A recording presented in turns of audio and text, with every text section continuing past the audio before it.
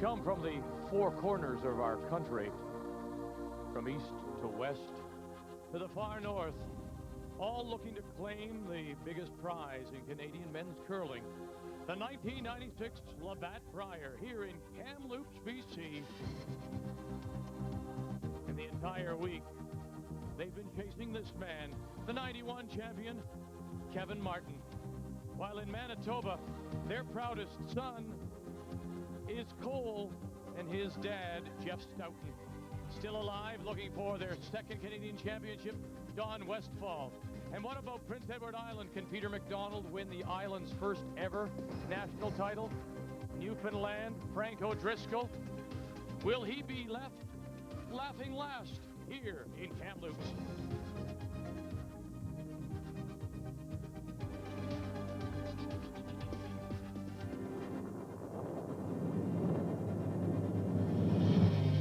You play the entire week hoping to be in this position, hoping you're still alive, hoping that you still have a chance to make the playoffs here at the Labatt Brier. And very much alive, still with a great chance, Prince Edward Island and Peter MacDonald. But oh, last Sunday, after 2 days, he wasn't in the top 6. In fact, he was on the bottom of all 12. He looked dead, losing his first 3, but then slowly he came alive, rattled off 4 straight wins, and now entering this final day of play, here he sits, 1 game left and in contention at 6-4. Yes, this Peter is one of the rabbits here in Kamloops.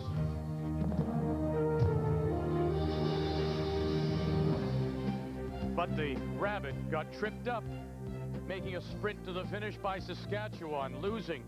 Still, MacDonald is alive, heading into his final game. Another of the contenders, Newfoundland, Frank O'Driscoll and his team from the St. John's Curling Club, a winner over the Yukon Northwest Territories. And maybe the biggest surprise this week, Quebec. Don Westphal wins again, and he's now in a race for first place.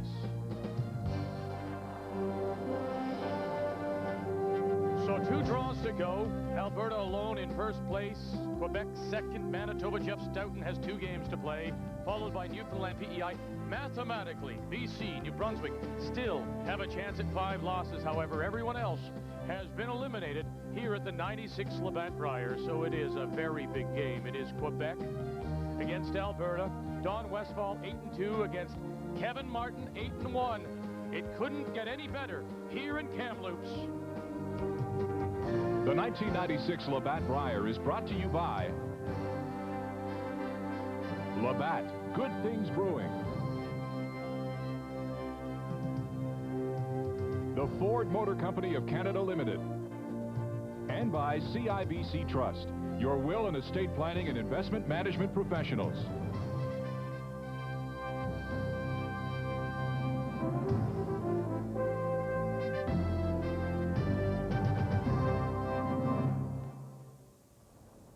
Boy, they are something.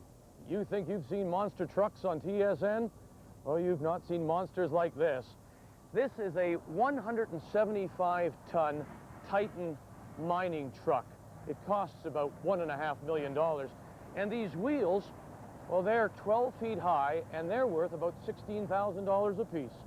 Hi, everyone. Welcome back to TSN's continuing coverage of this, the 96 Labatt Brier. We're at the Afton Copper Mine, one of 2 copper mines in the Kamloops area.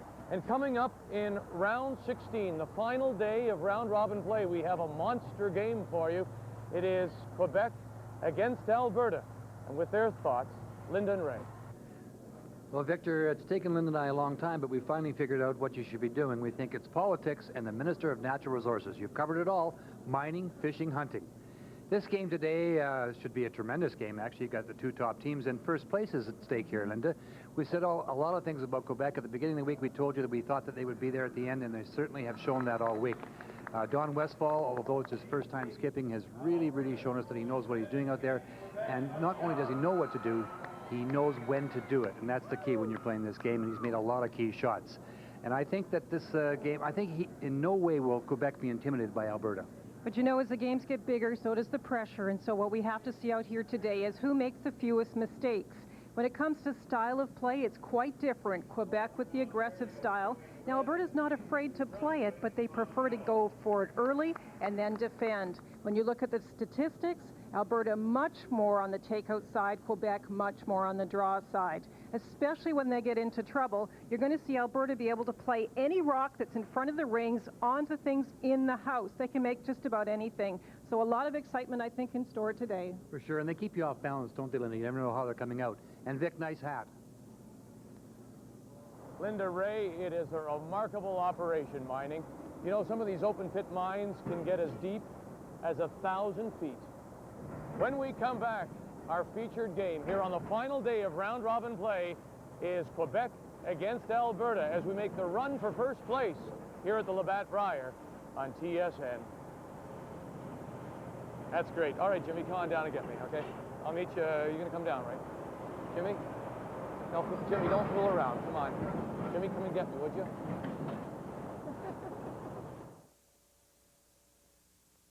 It's been 2 weeks. What do you mean? I mean, every day for 2 weeks. Every day? Every day. And it's good? It's very good. 2 weeks, huh? Oh, yeah. What does your wife think?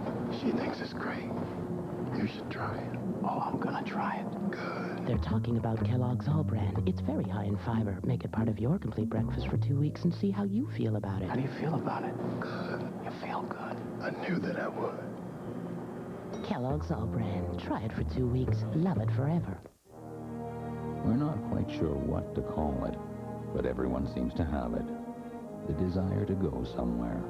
The urge to do something. Bell Mobility salutes the spirit in all of us that makes us want to move. Where you want to go is your business. Letting you go with confidence is ours. Because gravity should be the only thing holding you down. The only way to go, Bell Mobility.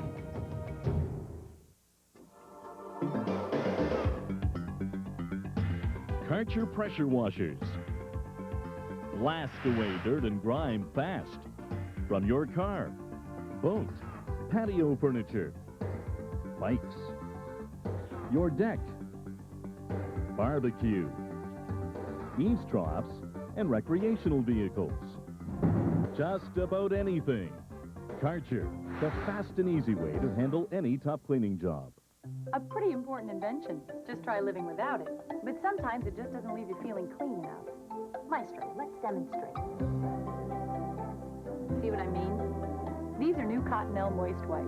You use them after you use this. And they leave you feeling cleaner. Or clean. They have soothing aloe and they're flushable. So if you want your family to feel fresher, cleaner, just better, this is one invention you won't want to live without. New Cottonelle Moist Wipes. Advanced personal hygiene from Cottonelle. Welcome back to the Riverside Coliseum, the 96th Labatt Brier. In Kamloops, British Columbia, as we're set for draw 16, 4 sheets in play. Our featured game is on sheet B. Alberta against Quebec. Let's get an idea of what we might expect from the ice. Let's read the ice now with Ray, and it's brought to you by CIBC Trust. Key factors, of course, draw weight, and draw weight has been just perfect. From that hog line to this tee line, you're talking 23.5 to 24. It gets a little quicker maybe as the game goes along. To get around the center guards, it's a bit repetitious, but it's 3 feet from the outside in, both sides. To get around the corner guards, 3 feet again, so you can really get behind these. It's all very late finish. It's a touch weight sensitive. For example, if you're hitting from the outside in, you're taking a couple inches of ice, it'll run pretty straight. Very straight if you overthrow it. Coming off the center line, we're looking at about 1.5 feet.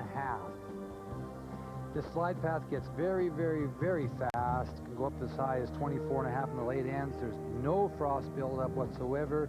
The critters have great stones. They've got great ice surface. I love it.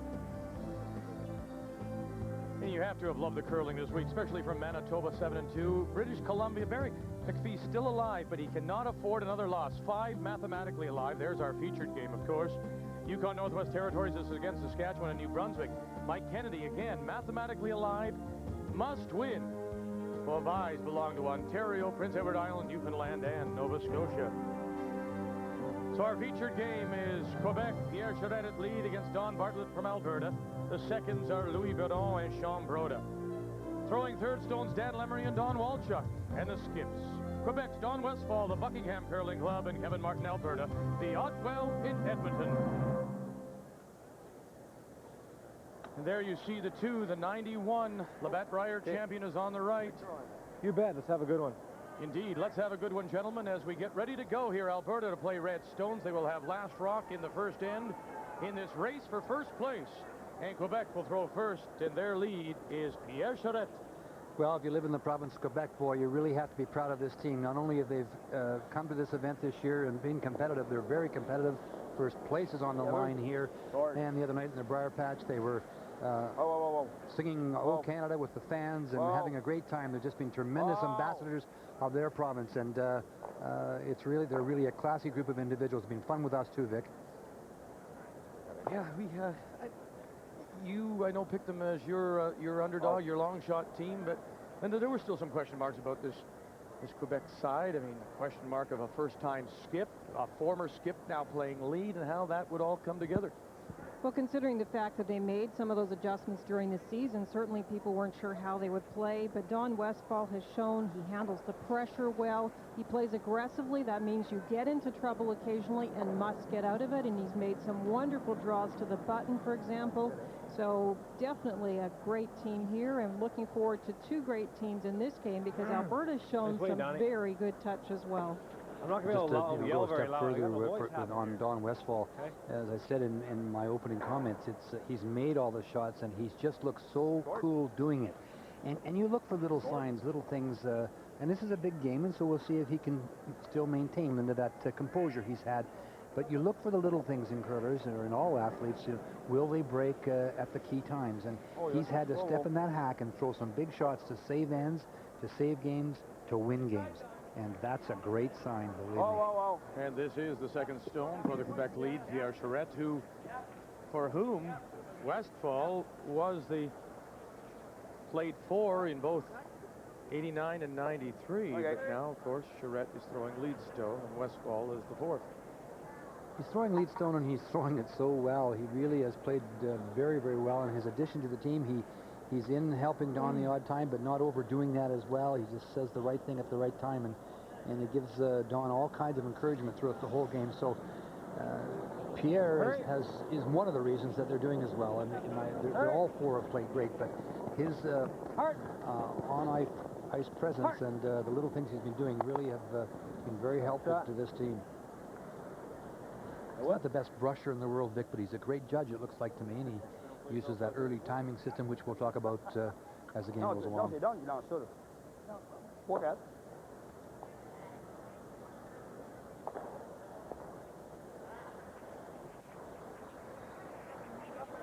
Appearing in his third Brier is the Quebec second. That's Louis Biron.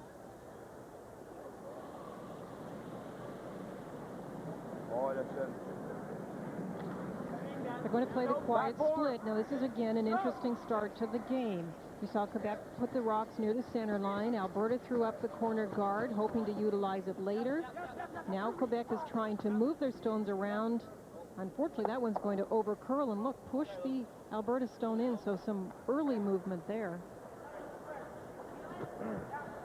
I think you saw Don yell down to Louis, not your fault, it just curled more than we expected. Four is good. That was a very aggressive call in the early end. Might this be the key for Alberta today? Second, Sean Broda, the newest member of this team. He's actually played very well. I think he had maybe a slow start to the week, which is understandable in his first Brier, playing with world and Canadian champions.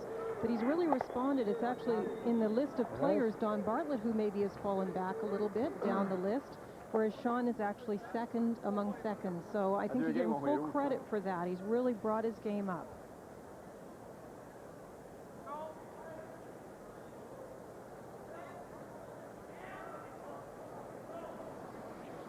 This is a test for this team now. They've looked strong all week. They haven't wilted in any situation. Last night they were down 3 points, so they got themselves right back in the game and didn't panic in any stretch of the imagination. They picked up a deuce, worked their way back, and finally took control of the game. And those are the things, once again, that you look for in teams. We know about Kevin Martin. He can do it all. He can hit it. He can play it soft. He keeps you off balance. Sometimes he runs everything. Sometimes he closes it all off. He's a package. He's a complete package. So realizing that, Linda, realizing that if there's stones out in front, he can use them as well as anybody running them back. What do you have to do if you're playing against him?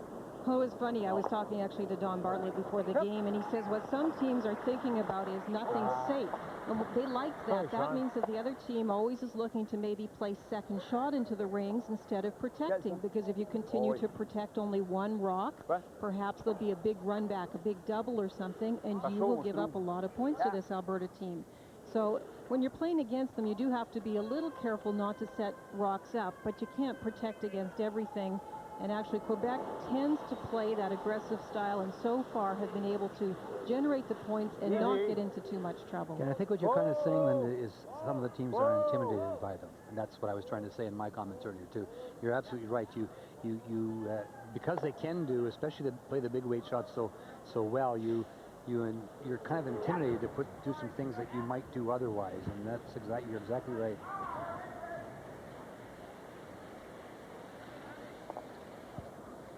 One of the things that lurks in the back of my mind, and I'm sure the three of us, and hopefully not in the back of their mind, I'm talking about Alberta now, is that Kevin and this team have had a terrific year, but they haven't been able to finish anything.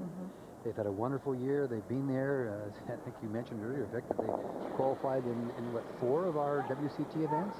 Am I correct in saying that? Yeah, lost in the semifinal. Yeah. All of them, yeah. And just haven't finished. So we're getting near the end, and it's time, what? To finish. Don Walchuk, who celebrated his 33rd birthday yesterday. Again, congratulations, Don. And he's the world champion I was referring to, of course, playing then with Pat Ryan when they won in 1989 in Milwaukee. And he's brought a really interesting aspect to the third position, because he's made some shots that people would look at before he went to throw and say, oh, the angle's not there. But he can throw that up weight so accurately, as can Kevin Martin, that he's generated points for them at that third position. If you've been with us all week, you've heard me say this before, but I think it's worth saying again. I really think I've never seen Kevin look like he's having so much fun out there. He really is loose, and maybe you can credit that to Don Walchuk. They just seem to be having a really good time, and more relaxed than I've ever seen him. So look at this wonderful roll. Dan Lemery puts it into the top 8.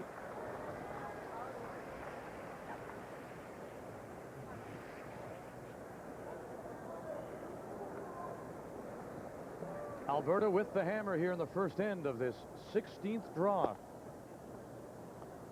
Against this Alberta team, you have to be careful about leaving their own stones out in front, because they run them back so well. And here's a shot that we've seen many times, and many times made. So let's see what happens here. Oh, could have curled too much. Does, and he'll just drive it by. I would think, Linda, one of the keys maybe to defending those run backs would be trying to overlap stones so you don't get the clear straight back. Oh, definitely. But of course, if you remember yesterday, Kevin Martin made a shot from an angle that was almost on the board. So there's times when you're not going to be able, as I said, to protect everything. But that's a good point, Vic. If you're protecting your center line, you definitely don't want to leave a clear run back from those guards.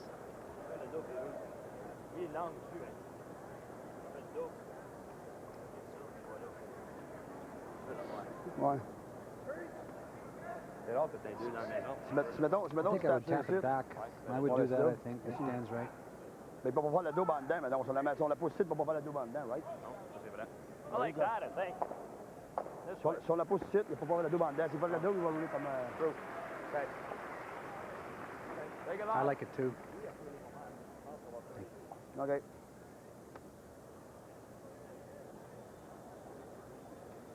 Once again, for this game, we have the microphones with regards to Quebec on the lead, Pierre Charette, and on the third, Dan Lemery.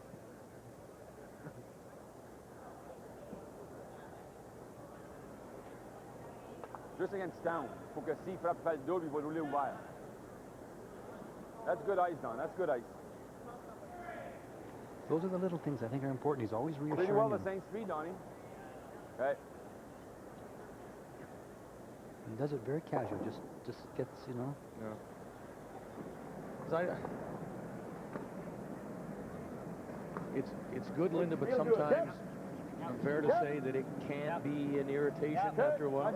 It really depends on the skip, and for this team, it seems to be working very well. That doesn't mean it's going to work for everybody to have a lead contributing like that, but you have to know your team. Move it. Okay, okay, whoa. Okay. Not bad. C'est bon, Don. C'est bon. Pense pas. Almost run this double. It's out-turn double. Oh, you can get them all. I don't know if we can. Can't get them all, can we? Well, as long as we get the double, we're fine anyway. Play the double on the top two, and you heard Don Walchuk say, I think we can get them all. I'm going to run a double of some sort here. Hitting this stone here, back onto this stone here, hoping maybe to catch this one on the way by.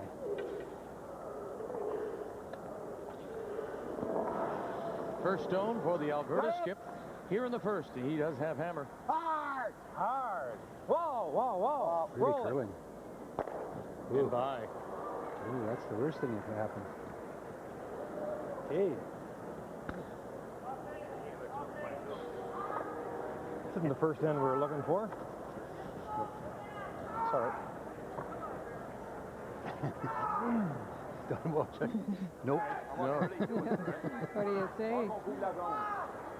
Ball qu'on couvre notre jaune. Ah, c'est ça, faut couvrir la home qui est lâcher son drap. Okay. Now realizing nothing's safe, where do you want to go to try and protect here? I think he's going to put it on the center line, Right edge of the rock will get on. Vic. And higher the better, Linda? Now I think you need a little more. Well, I don't think they would try to run this back, so I don't think that's as important.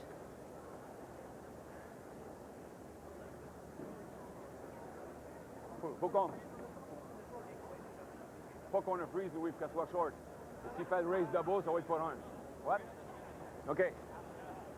Okay. Is that enough, Tondo? Enough ice? Okay. There are some teams where you would actually leave a little hole into the double because maybe their draw shot you want to test or their takeout shot you want to test, whatever.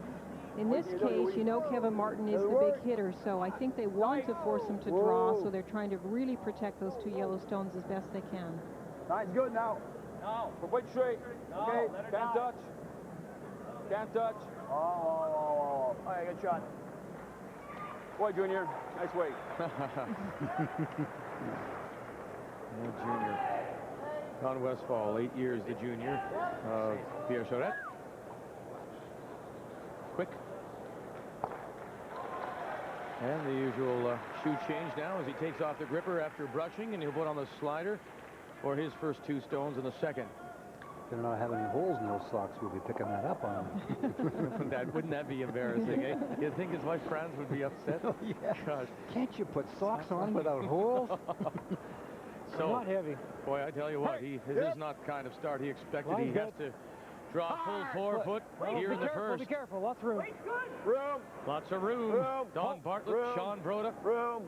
Just T-line. Put it right on the button. Right on the button.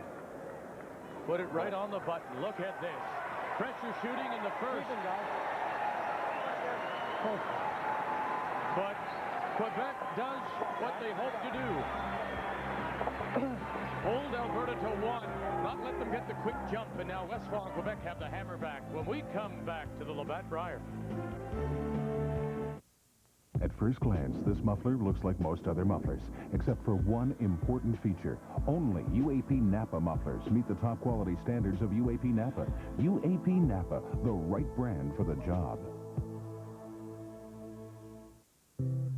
We make maple leaf wieners for Courtney, who will only eat Mr. Broccoli if he hasn't touched Mr. Gravy. We make maple leaf wieners for Tim, who says peas explode in his mouth. And for Caitlin, whose scrambled eggs must be shaped like little boats. Maple leaf wieners wieners have a taste made especially for kids. For Kenny, who won't eat anything with sauce, and Jason, who won't eat anything without sauce, there will always be maple leaf. Maybe you think only those jet set types need a Nokia cellular phone. Hi, it's me. Flight's delayed. Well, now Nokia's making cellular phones so easy. Late. Can I skip my bath? They're practically child's play. Attention, Flight 11 is delayed. Can I call you back? With Nokia's big, easy-to-read screens, last number redial, and sleek designs. No, don't hold dinner. I'm eating my body weight in hot dogs. No, wait up. You gotta tuck me in. So get set to join the jet set. Nokia, Europe's leading cellular phone, also made in America, connecting people. Out on the ice, I don't score points for how my hair looks. But after the game, in front of the press, when the cameras are just inches away and millions of fans are watching, my hair has to look great, and great hair can't have flakes. No way. So I get rid of them with Head & Shoulders. It keeps my dandruff in check and my hair looking great. Go. Hey, you can't hide under a helmet all the time. Head & Shoulders, every day. With great hair, can't have flakes. Hey, Vic, what are you waiting for? Let's go. I don't know what to do. She's got the book.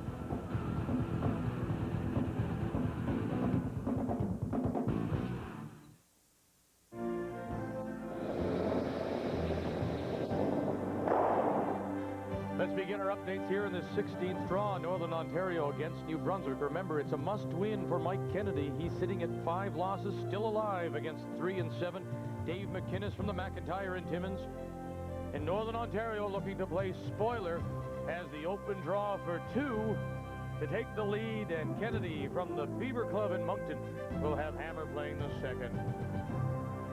This is Manitoba in their game as they play against British Columbia. Manitoba 7-2. Jeff Stoughton against BC, and Barry McPhee also at 5 losses. Nice touch here. Look at this. Quiet tap back for 2. Manitoba with the early jump against British Columbia. BC again, McPhee. He was 4-2 at one time, and now he's life and death here in the 16th draw at the Riverside Coliseum, the 1996 Labatt Brier on TSN. Our featured game, Alberta scores 1 in the first end. Quebec has Hammer as we play 2. Well, Don Westphal wanted to make Kevin Martin draw, and he did that. And Kevin Martin showed him that I know how to draw too by putting it right on the button.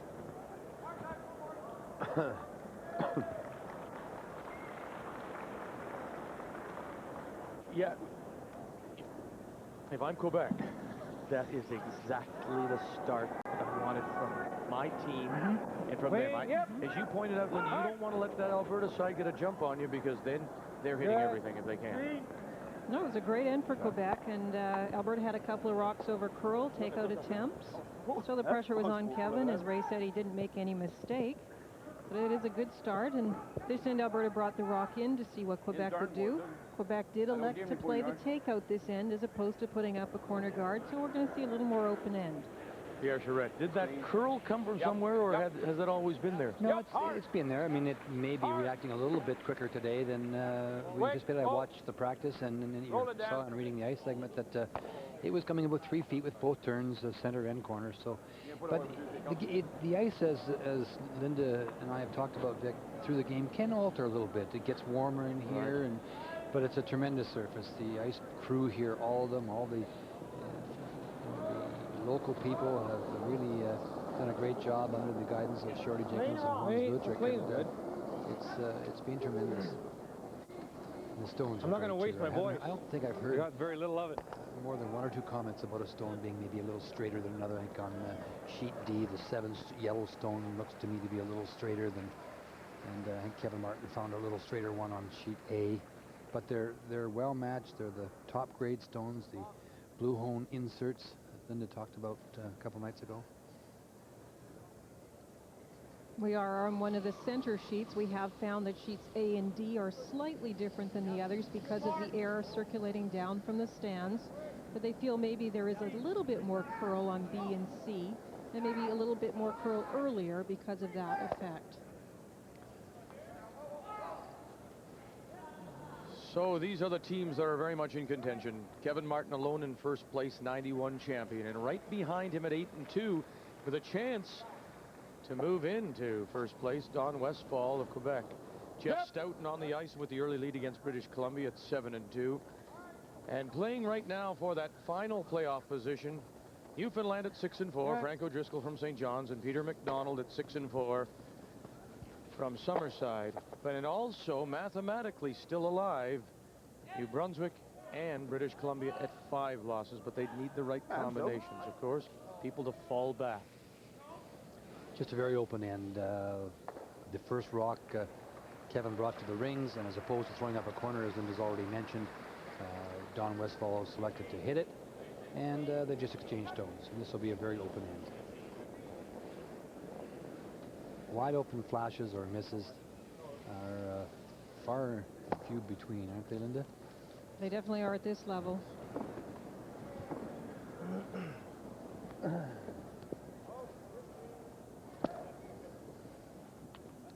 Donna Shantz from Camrose, Alberta.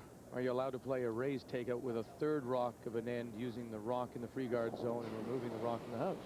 You're allowed to play any rock in front of the house at any time. The key with the free guard zone stone is it cannot be removed from play. So once you raise it back, it can't also roll out of play, touch the side, or go across the back line. Then a penalty is incurred and the stones must go back.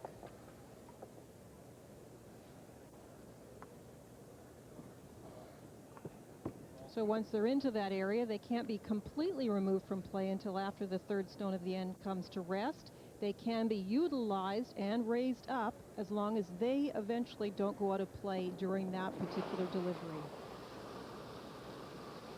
I was still just reading that question. It's a good question. It is an excellent question. What I tell people is look at the ice before you begin and look at what stones are in front of the house, and then check everything after you finished and try to track what happened, and that way you know if your free guard stone has been removed or if it's still hanging around. If it's hanging around, it's just fine.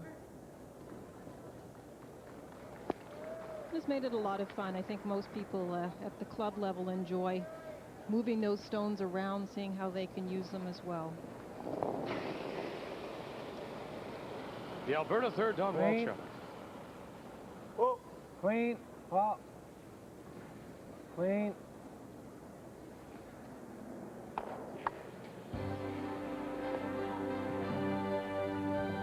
The top lead of this event so far, Bert Hinch from BC. Surprisingly, neither of our two teams is out there. As for second, Sean Broda is second. At third, Walchuk, no surprise, and comfortably two. Dan Lemery, though, makes the fourth spot from Quebec. Kevin Martin, your top skip, and Don Westphal is tied for second, but look at the lead that Martin has on both Brian Rayfuse and Don Westphal.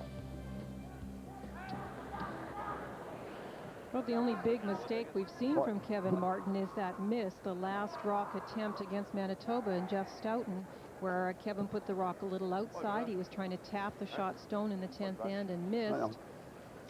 Other than that, we haven't seen many chinks in the armor. Clean. Clean. Hurt. Yep. Oh. Hard. Clean. Oh. And the Alberta skip will roll his shooter into top 8 with his first here in the second. Okay.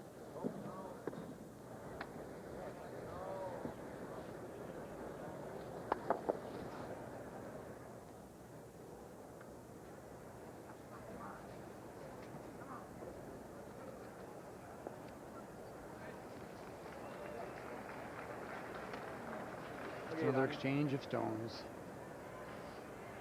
Don Westphal playing the curling, the turn that curls a little more, the inside-out turn, and Kevin Martin playing the outside-in turn, the straighter of the two turns. This rock will move a little bit because you're throwing it inside the center line. Okay. He's a solid thrower. This team is legitimate. The La Belle Province should be proud of this team. They're a good one. They're going to be around for a while, believe me. That's good.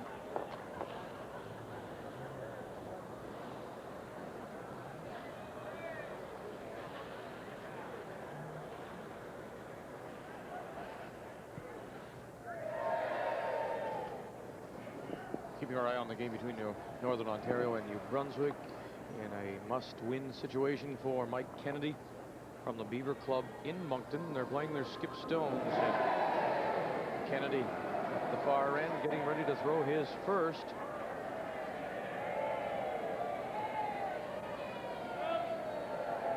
New Brunswick sitting at 4-5 against Dave McInnes from Timmins at 3-7 representing Northern Ontario.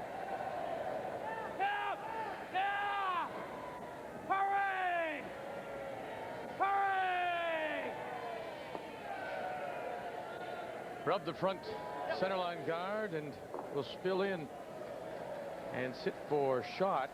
In fact, it looks like first and second do belong to New Brunswick.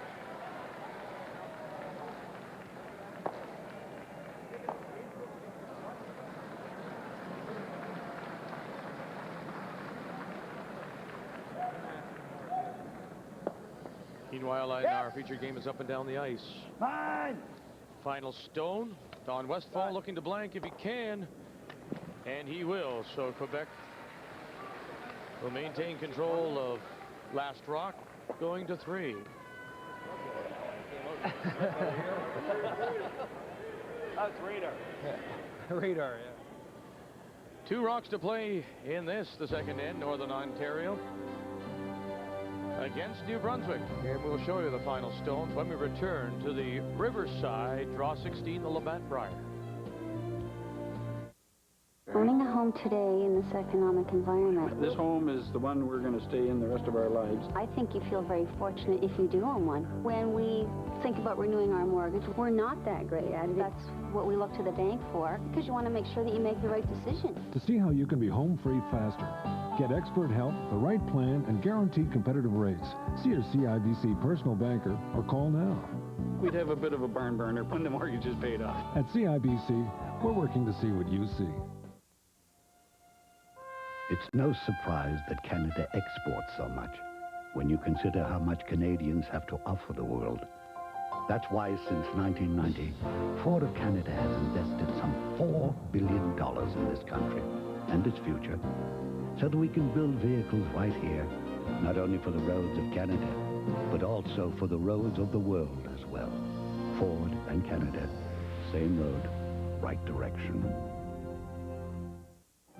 I'll have the chili. Chili?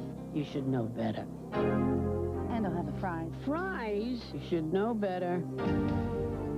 And now I'll have Tums Ultra. New Tums Ultra is our highest strength ever. It goes to work in seconds, neutralizing stomach acid to relieve heartburn and indigestion fast. And unlike many antacids, Tums Ultra has calcium. Something your body uses anyway. You'll like that. I'll have the chili. I know. I should know. McCain changed potatoes into crispy bite-sized taters. New McCain tasty taters. Bite-sized taters, crispy and golden brown on the outside. Crispy, so they lock in all that tender potato flavor you love. You'll love the crispy flavor in a bite-sized taters. New McCain tasty taters in crispy bite-sized tater flavors. Cheese, regular, or Cajun. Here's the flavor in a bite-sized tater. New McCain tasty taters, crispy flavor in a bite-sized tater. Welcome back. You're seeing the final stone of the second end for New Brunswick. Mike Kennedy, Rick Perron following it down. This is a quiet hit for 3. Now if he can hold the shooter, no. So it's 2, 1-2, and a tie game with Northern Ontario. Mike Kennedy and the team from New Brunswick, the Beaver and Moncton, in a must-win situation to keep themselves mathematically alive. The key word there, Vic, was quiet, because it wasn't quiet. No. He didn't throw it as quiet as he anticipated, and that's why he rolled out. We blanked the second end of our featured game, so Quebec has hammer again, last rock as we play the third. That's the kind of shot we expect from Quebec. First stone does go in, but they are a very aggressive team, and so they're calling for a front stone, hoping to utilize it later.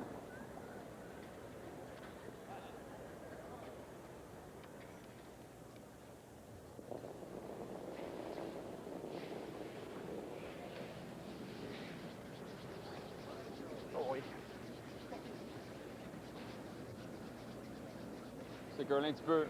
Come on. Got egg. That is a girl in spur. It's good there. It's weak.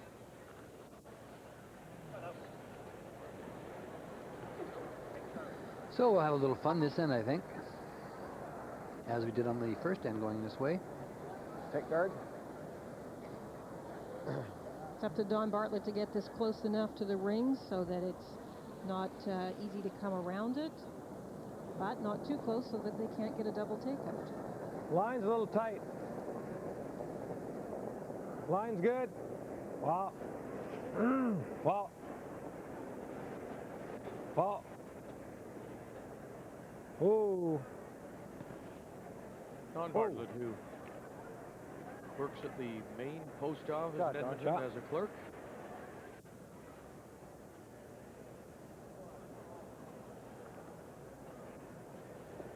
Okay.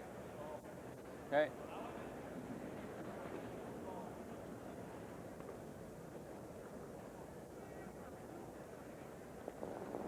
Pierre Charette, golf pro, as his skip is. Yep, yep. Quick! Quick! Trying the double. Hard! Hooray! Whoa! Double shot. They've been doing that all week.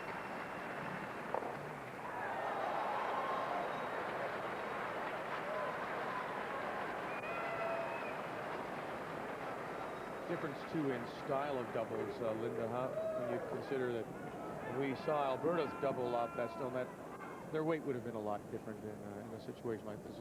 There's ways of making it, and you can make it with weight like that, or you can do it the Alberta way. You will see the difference. Quebec will throw a little more controlled weight. You even saw the signal to Pierre Charette before he threw the stone. Really tight. Something really to watch. Of course, they'll give different amounts of ice depending on that weight. Real hard. Lots of weight. Okay, oh. Yeah.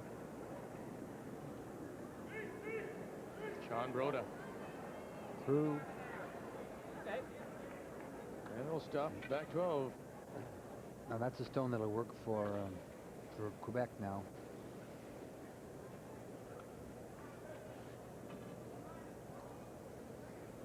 A live update for you. Manitoba against British Columbia. Jeff Stoughton scored 2 with last rock in the first end. This is the final stone. British Columbia, Barry McPhee at 5 losses, trying to keep himself alive. Throwing against 4. Curl a little bit more. Curl a little more. Oh, it just did. My goodness. That guard in front looked like it took a deep breath. And this man had to take a deep breath before throwing that one. He gets his single. You bet. Absolutely just got it by. It's more weight than I thought Barry would throw. He really threw it, and it stayed out there, and just about chipped. It would have been a give steal of 4 for Manitoba, but it's 1 point for BC and keeps them alive. Trailing 2-1 as they go to the third. Stoughton from the Charleswood in Winnipeg to have Hammer playing 3. Must win for BC. We're bumping. Bumping big. Oh. Well, the Quebec stone went right to the very back, and I'm hoping this is... I didn't realize too much weight on each of these. Yeah. It's a little quicker down the center than anticipated. This is a tremendous opportunity for Quebec now to put one of the top 8 foot. 20 plus de glace que si t'as donné.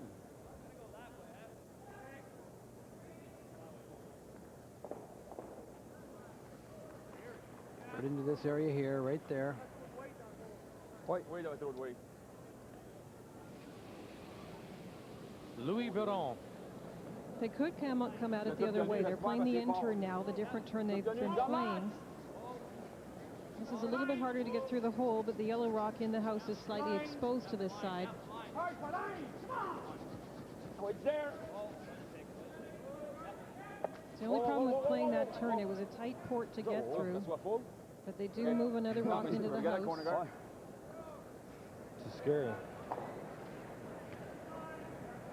What do you want to do? Come around. All the scores for you. Almost half. Still early in this 16th draw.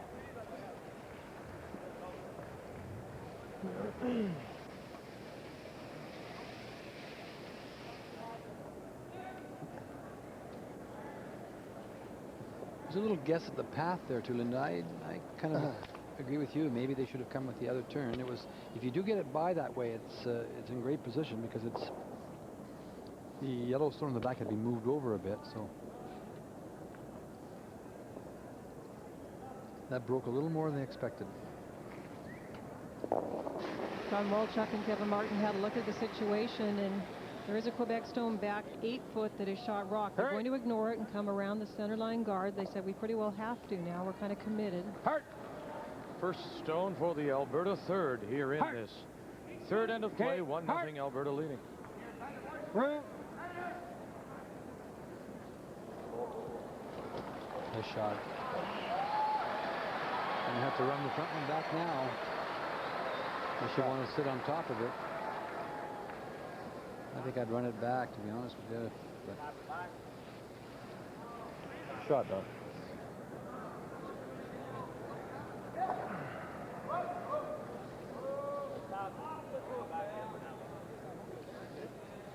that's what Pierre was talking about, maybe running the front one back, but they're going to sit on top of it. They're going to have to make this shot right now.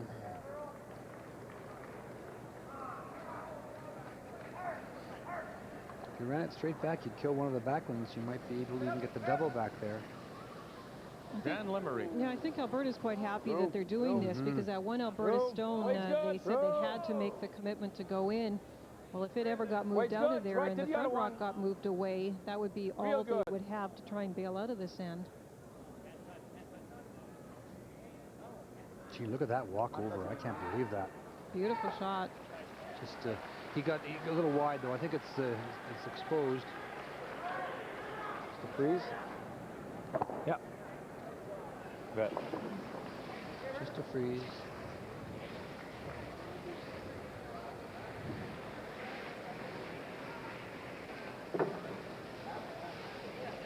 The freeze.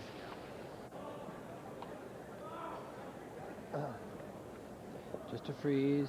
Nothing but right in front there.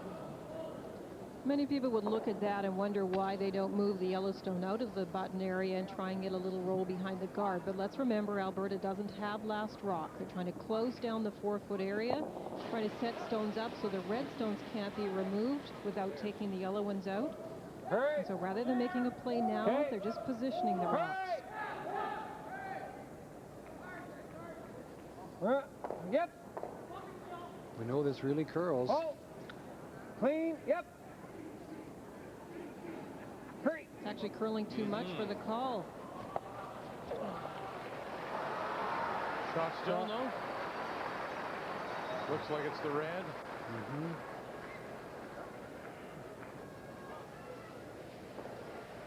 Oi. Oi. Oi, c'est bon. Tu viens un peu moins de weight, là, Frank, là. We saw the stone previous when Don Lamoureux was outside and how it walked over, and you can see this one going sideways. It's really, I mean, this is what we talked about in the Reading the Ice segment of the late finish. When they start to come on those curling turns, they really come. Wonderful for hiding stones. Okay. Where are we going, John? To just push this off the button? Just touch it. Yeah, it'll come enough. You're doing this with draw weight, remember, though. Just back 4-foot weight. You got to anticipate the brushing here because it's really going to break when it starts. Here it comes now. Here it comes. Starting to go. You bet. Look at this go. Watch the center line. Now the guard coming into view. Is it by? No. No, I had to get a little earlier.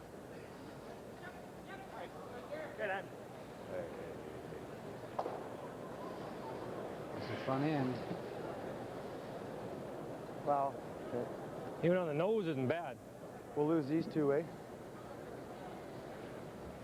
I know.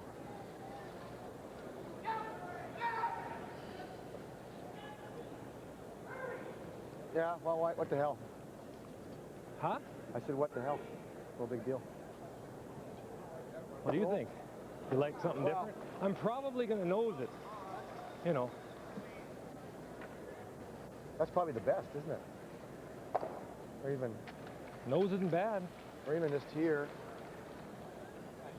You can clean them out. Yeah, I know. Line up a triple, right? I could easily line up a triple if I roll just a bit. Line up a triple, and then we're really in trouble. Yeah. If you nose it. This is going right on these two right here. Yeah. Then this is we got right shot into rock there.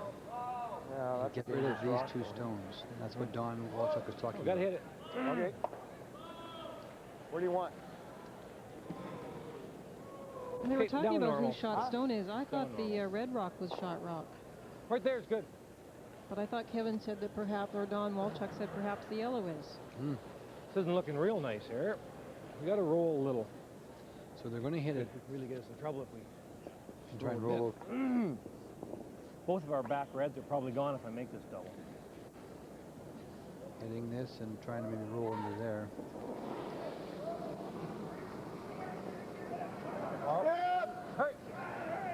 First skip stone.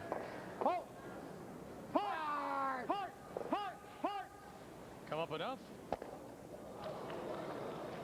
Okay. I don't think they're taking enough ice. Well, that's all right. They've all over-curled that spot. Oi. Well, Yellowstone has been touched over. Oi. Juste pour dire ce qui est dessus. So you can come down and sit right on the, just touch the red one. Same weight. Okay. C'est vite, hein? Hon, you don't even have to pass that tight to the guard. Okay. Okay. Maybe. Yeah, just take a little more. So yeah. So we have a chance. We swept Dan's all the way, eh? We swept Dan's all the way, so can't take any less at all. Non, non, non, elle est pareil. Elle est pas plus vite, donc. Just come down and just touch in there. Just try and touch that stuff. We got to tap him back, what, 6 inches? Yeah, that's right, Pierre. Okay. Just an inch. Okay.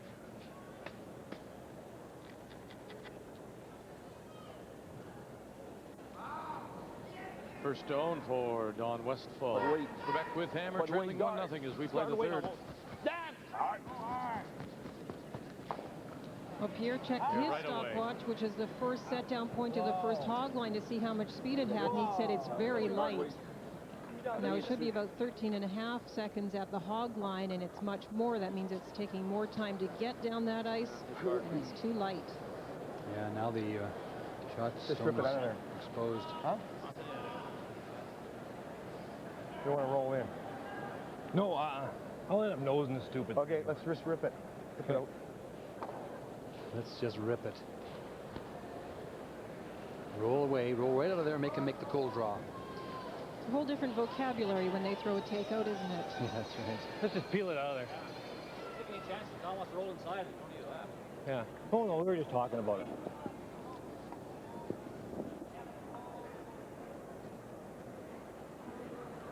Little less, Don. Okay. Yeah, Don Westphal had to get that shot in there someplace. He's going to look at a cold draw now. Hard! Hard! Man, I threw it inside again. Yeah. It was very narrow. Oh, right off. But look with the speed. I think that's the fastest one we've seen this week.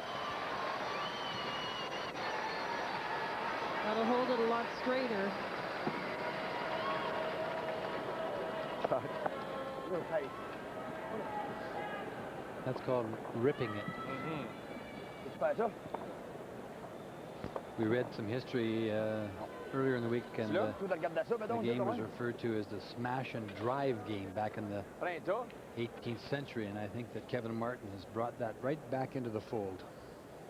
What are they looking at? Trying to remove all those reds and score 3 here? You don't want to have a look at the hit on the right side? You didn't look? That's what Pierre is talking about. Yeah, take enough ice down, so we have lots of room there.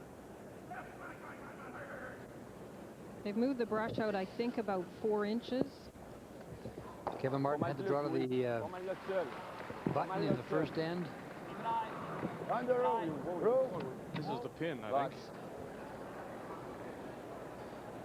No, from it. Martin is there and waiting if it doesn't stop. 1, 2, 3.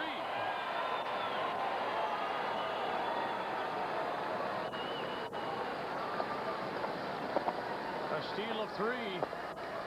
Don Westphal. Kevin Martin's wife Shauna and all the other Alberta supporters happy as Martin picks up the steal here. to take a 4-0 lead. Hey, everybody back home. Cara, Kalisha, Grandma, Grandpa. Back 8. Back 8. So they survived the start, but they just gave 3 away. It's 4-0. Northern Ontario against New Brunswick. Final stone, Dave McInnes from the McIntyre in Timmins against Mike Kennedy from New Brunswick. Tied 2-2 as they play the third, as Northern Ontario looking to play the split on that red stone in front. Now if they can drag it all the way through and hold on to hammer, no. So they tried to split. They'll take one. Northern Ontario with the lead. Here at the Labatt Brier, it's draw 16. It's the final day. We make maple leaf wieners for Courtney, who will only eat Mr. Broccoli if he hasn't touched Mr. Gravy. We make maple leaf wieners for Tim, who says peas explode in his mouth.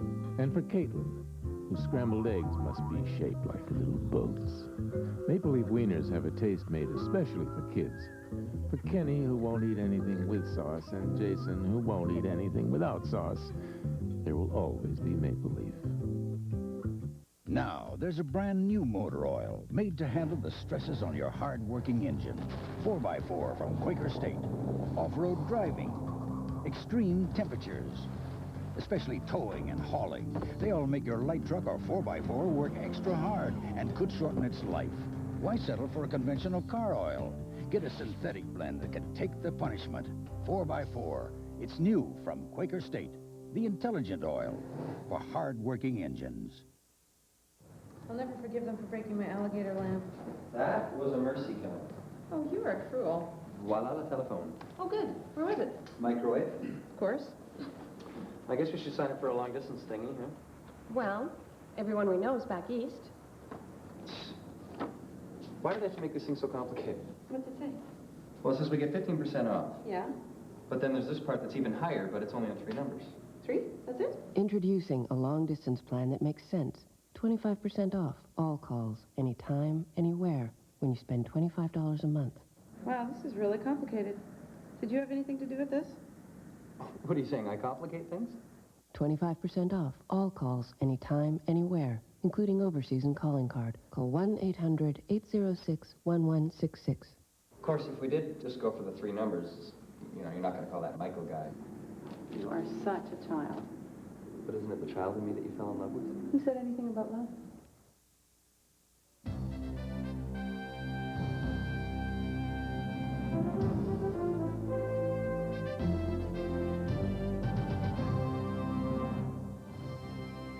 A big part of the Season of Champions is the Canadian Airlines International Draw to the Button contest, which starts in local clubs, and the 8 finalists compete in the national championships. Last week in Thunder Bay, Karen Hulls was the champion and winner of 2 tickets that anywhere Canadian Airlines flies.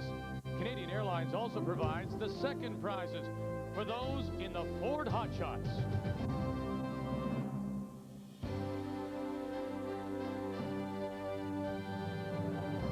The steal of 3 by Alberta means it's a 4-0 game, but Ray, Linda, both of you say that wasn't the critical shot for him. If he maybe made a shot before, or even 2 shots before, it would have been different. Well, possibly.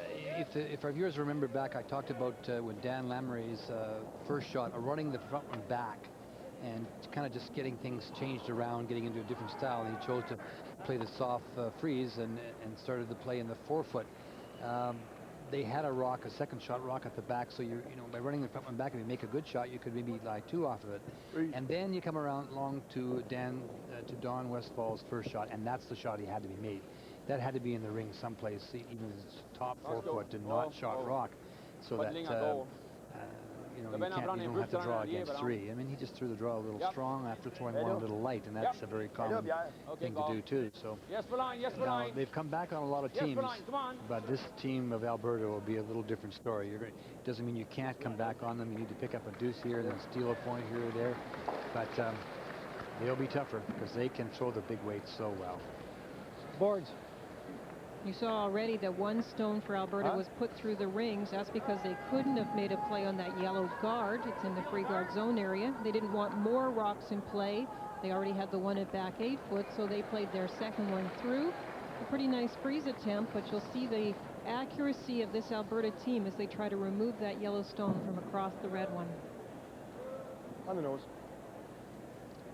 This one is frozen solid, so I just think they're trying to replace it by hitting it right on the nose. Yep. Sean Broda. Just board weight. Hard. Absolutely was the perfect freeze, so they're not trying. Right up, it's close. Hard. Okay, good shot. I think he was getting the other one from out behind it as well. Now they can make a play. Guard. Updating the game between Manitoba and British Columbia as they play the third. Manitoba scored 2 in the first. BC responded with a terrific single, and now this is the final stone for Jeff Stoughton out of the Charleswood with a record of 7-2 around the guard, and he'll sit for 2 and a 4-1 lead over British Columbia and Barry McPhee in a must-win for the team from Kamloops. Gary Vandenberg and Steve Gould, very, very good brushers, and they held that stone all the way, and it was a good indication of it. Very strong brushing on that Manitoba team. That's kind of Jeff Stoughton's favorite type of shot, that up weight just by the guard hit. Drag it far enough. Oh.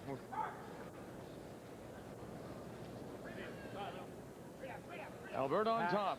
Those are the teams alive. Mathematically, British Columbia, New Brunswick. But they will have to hope that Newfoundland and PEI come back to force tiebreakers.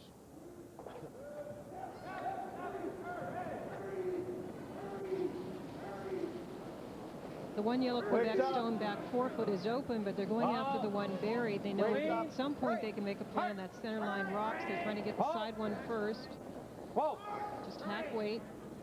Oh, great shot. Wonderful shot. He rolled right into the 4 foot. Great shot. What would you say in that case? Danke, Sean? No, I wouldn't. You wouldn't say that. Excellent shot. You two are the German Swiss experts, so Corner freeze. Yeah. and I'm not going to pick up on the play on words like that. You two have your own writers, and I think maybe you should change them. They're underpaid or overpaid. Louis Viron. My writer is, of course, down in the truck, and he writes a lot of good material. So. Line's good, Dan. Weight's good. Weight's good, too. Just a freeze on this. This is a good call. Right up. Great shot, Louis. This is a scrappy team, this Quebec team. You've seen it before. They'll fight. They'll either get blown away or they'll put themselves back in the game. And is this the way to get themselves back in? Definitely. They have to start playing these draw shots. But as I mentioned, of all the teams you're playing against, Alberta is the one that can so accurately make these picks, the peels. John Walchuk can just throw it so well with the upweight.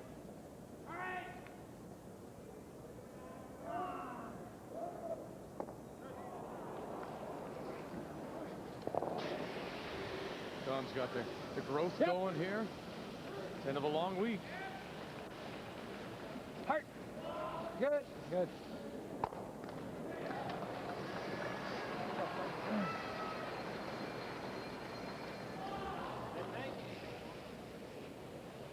Shot.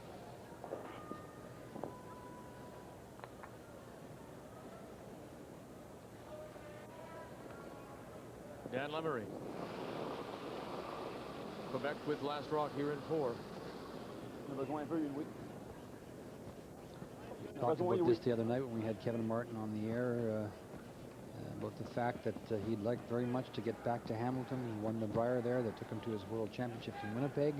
That year he lost to David Smith from Scotland, who is back this year in the World Championships. So omens for Mr. Martin, and I'm sure he'd like to get back and win the Rip it out again? Yeah, rip it out. That got away from him, and that was the Worlds.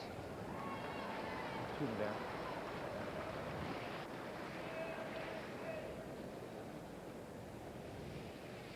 Tighter this time. Can't make them much better, eh, Linda, than this. And that thing is probably, you make them that well, and you know they're going to disappear with. Well, Don makes a lot of these, exactly, and it's the frustration when you get down early to this team. wasn't, of course, the game plan, but Quebec does play aggressively, and just that draw sliding through now puts them down, but got to keep fighting with those draws. Again. Nice shot.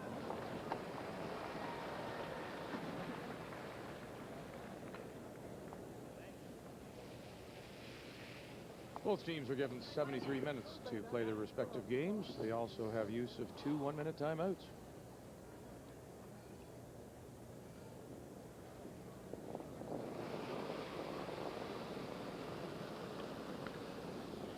Draw around the corner. Oh. Hopefully we'll get the third shot in the rings. Needs it, Don. Don's the room.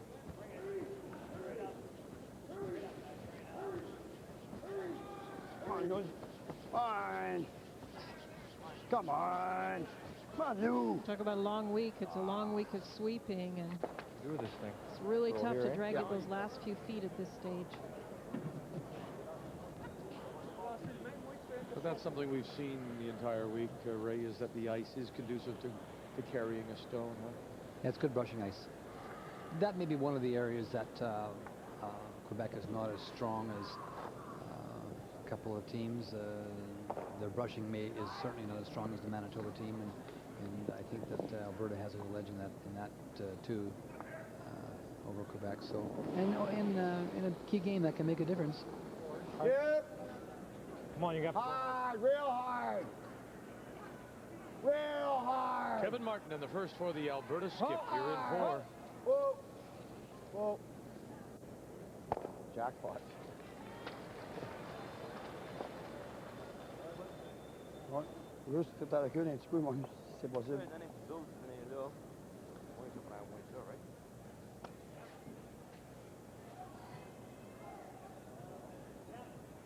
Tu t'as reculé un peu? Un petit peu. Okay.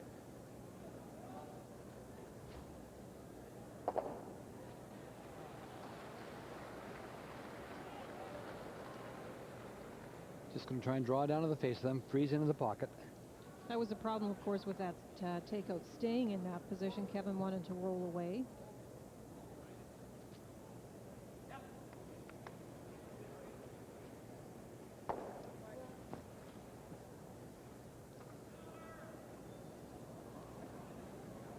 Don Westphal.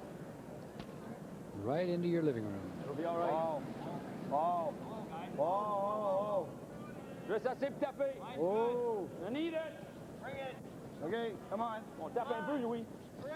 Just want to freeze on the center line shot, just on the corner of it, so it can't be Juste un removed. petit peu. Je l'ai, Louis, je l'ai. Yep. Where's the lead? That's how you get 2 points. They're doing everything they can. This Quebec team trailing 4-0. Nathan Benarchuk from Winnipeg. What type of broom do you think is the best all-round synthetic hog or horsehair? Linda tapped me on the shoulder. You could maybe just explain the 3 types very quickly. Yeah, Better to be on this side of it. I use a synthetic, and I think one of the things I like about the synthetic is that it obviously doesn't leave any of the hog hair or horse hair on the ice surface. On frosty ice, I think that the hog hair brushes probably do a better job. They get down inside the pebble. A lot of the critters now feel that the synthetic brush, when the pressure is applied, does more work on the pebble and is more effective. The question is, what one do I like? I use a synthetic, but I don't. I like a little bit of a sponge in it, so it's not so hard, and that's just a personal thing, because I find if they don't give a bit, they hurt my back, bothers my back. Hey, stay close. And remember, the rules do permit you to move from one to another if you want to, as long as you stay to a brush and not switch to a corn broom. So you could try for a few ends one and then move to another if the ice conditions warranted. Whoa. Huh. Just going to overcurl a little light. So a chance for Don Westphal to get himself back in the game, pecked away, made a good shot to get a deuce. Now you got to make this draw right here. Right. We could even bump it. I know, yeah. Well, they thought it was there.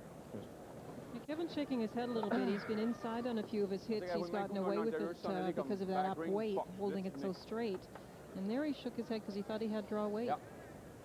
You got to touch the button, right? Yeah. But no flop. Same weight, Donnie boy. That was perfect. Nice weight.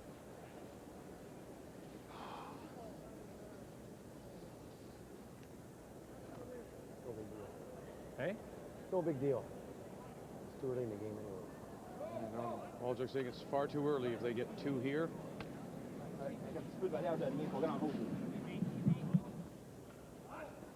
Louis Biron closes the stone. Yep. Pierre Charette out in front. Need to put it right on the button for the 2. It's really curling a lot. That's what they're worried about. It's going to hit the front one. And they'll crash there. Big point.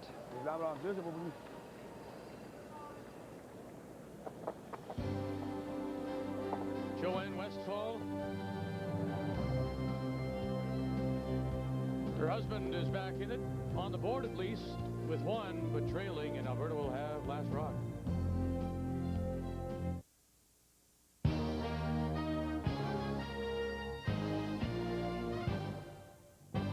This sports break is brought to you by Pennzoil. There are no limits.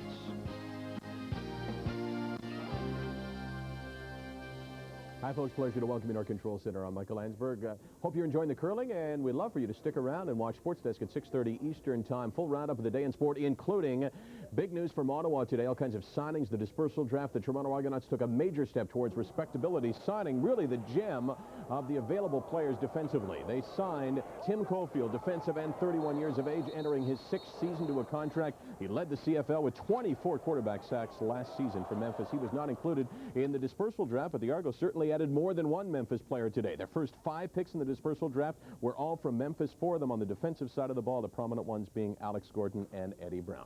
Once again, Sports Desk at 6:30 Eastern Time. We'll take a quick break, then get back to Kamloops here on TSN. Aha! Oh, hi. I'm using this ordinary telescope to take a look at auto repairs. My hunch is we're going to see something kind of interesting here, and look, there it is right now. At some places, you're not allowed to see what's going on with your car. However, at Midas, things are completely different. Look at this. They take you under the car. They let you see just what needs fixing and what can wait. You're in the loop, I tell you. Midas, the way it should be. Maybe you think only those jet set types need a Nokia cellular phone. Hi, it's me. Flight's delayed. Well, now Nokia's making cellular phones so easy. Late. Can I skip my bath? They're practically child's play. Attention, Flight 11 is delayed. Can I call you back? With Nokia's big, easy-to-read screens, last number redial, and sleek designs. No, don't hold dinner. I'm eating my body weight in hot dogs. No, wait up. You gotta tuck me in. So get set to join the jet set. Nokia, Europe's leading cellular phone, also made in America, connecting people.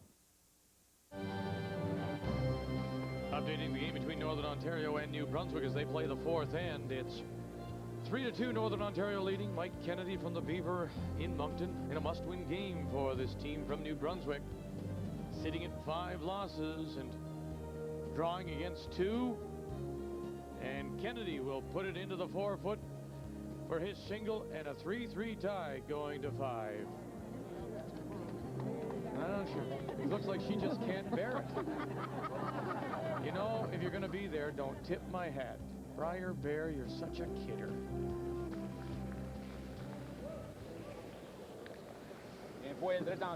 Well, just a little confusion. I mean, they felt they took enough ice. They took the same ice as the first one, and that one just curled more. And Don Westphal had perfect weight. And it's a big point. Psychologically, it's a big point.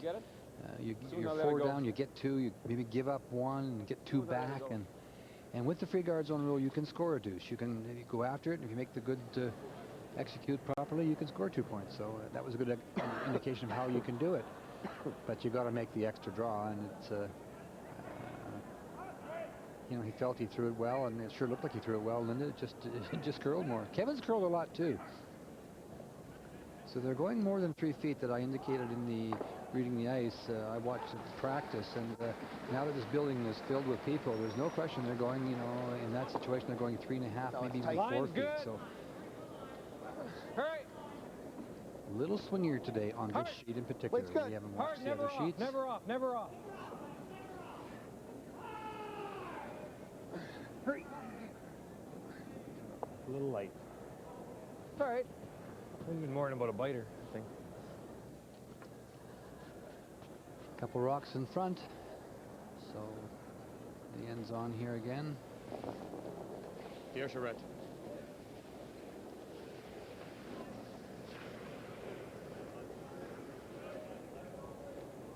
This is the part of the week that close.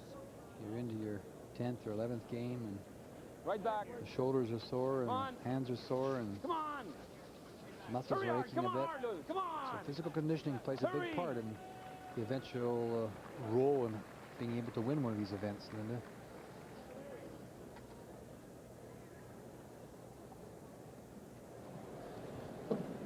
From Rona McCutcheon of Mindamoya, Ontario. How can Pierre Charette play for Quebec when he lives in Ontario?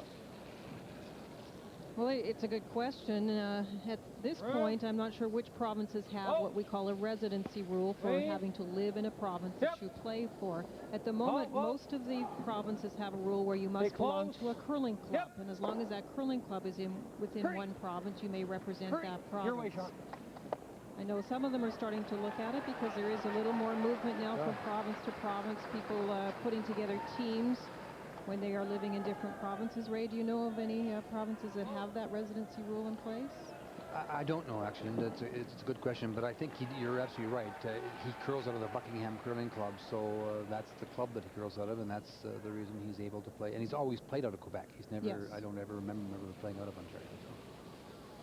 What you can't do is play out of more than one province at the same time for the same event. So he couldn't go and try in Ontario and then go and try in Quebec, both for the Labatt Brier. Don Bartlett makes the hit and roll behind cover. Louis Biron.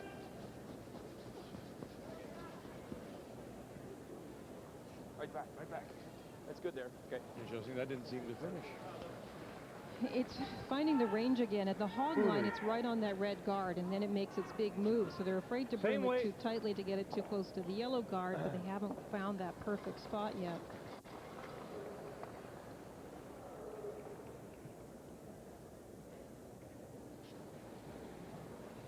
Sean Broda. It's pointed out by our statistician that Ed Lukowicz is another example of somebody who lived in Alberta and tried to qualify out of British Columbia. Of course, he did it quite long distance from Calgary to You've Vancouver. got to roll this thing a little bit. Whereas Pierre is living very close to the border. There's a good opportunity for Quebec now just to freeze one down there. Ouais.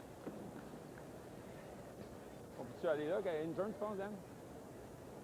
À haute, c'est à haut, hein? Ouais. Le in, ça va être dur, là.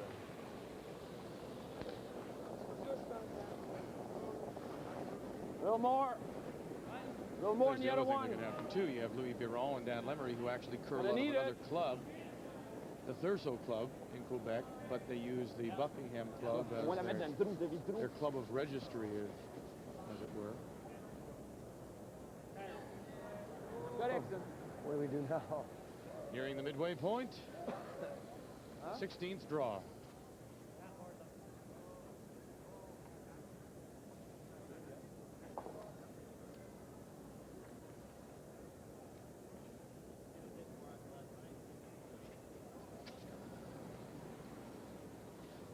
Yep. Wow. How much weight? Well, hurry then. Jeez. It's curling too much. They were trying to play up their own. Now it's curling onto the yellow rock. It's just going to open things up, which they did not want. I didn't know what to call. And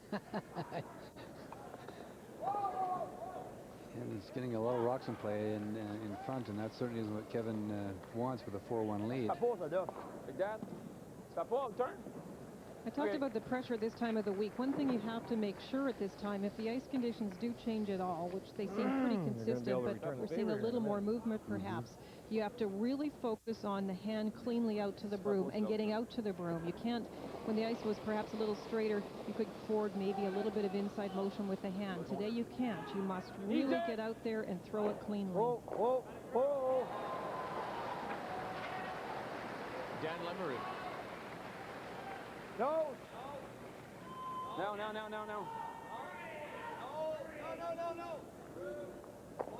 Go. Just got by the outside when...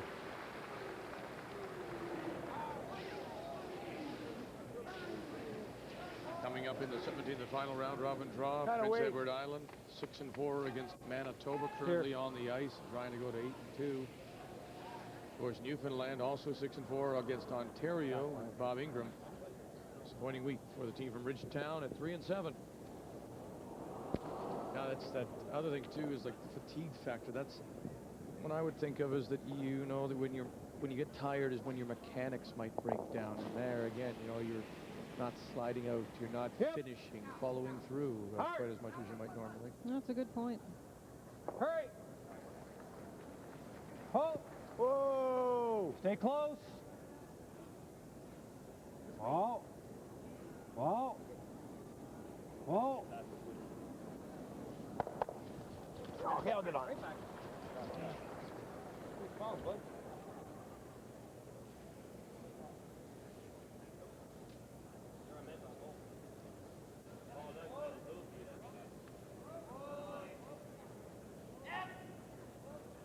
Dan pakken naar houden met zij, joh.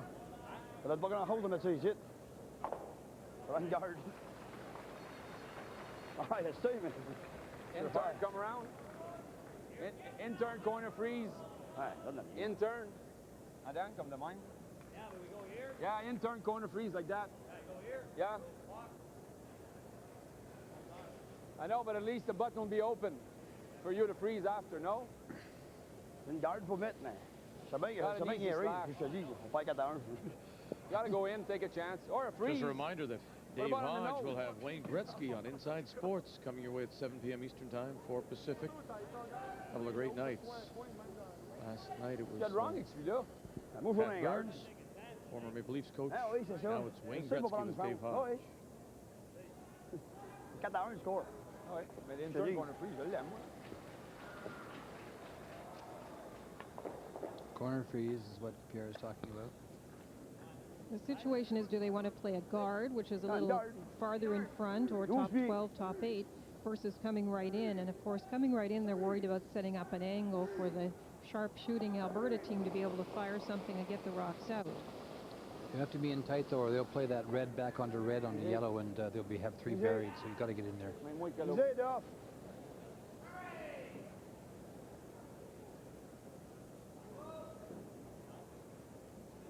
You got it way outside. Yeah, that's really... It'll come over a bit to protect. I don't know if they can get it in. That's a cutover that comes over. There's a hot line, it's on the red one. Or double that Then yellow. it's almost to center by the time it stops. Wow. I kind of like bumping the red for now. You want me to move it out? Oh, I don't know. What do you think? I don't think you need much more than hacks. Yeah, no. Yeah, but we want to move it out, right? Yeah, I like hack weight. Okay, hack. They talked about two shots. This is the one they've selected, Like this. hitting hack weight, hitting that rock, that's Little what we less. talked about earlier, onto that, removing that yellow.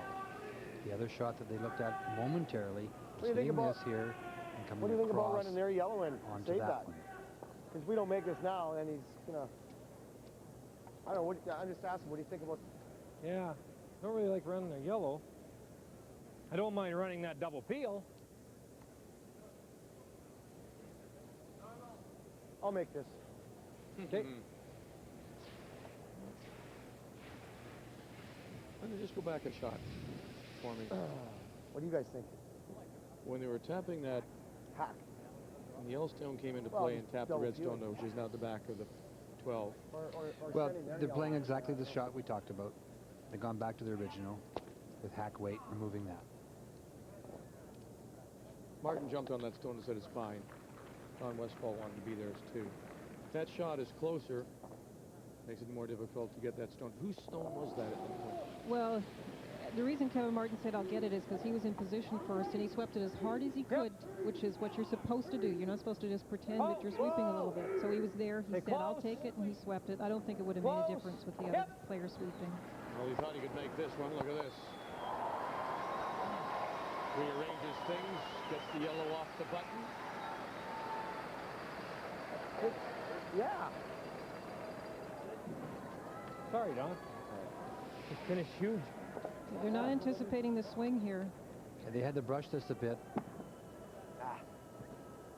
Oh, man, I should have had that one for you. Yeah, they had to brush that. They would have hit it perfect and had all three buried. Yeah, we hit it right square in the bonk, eh?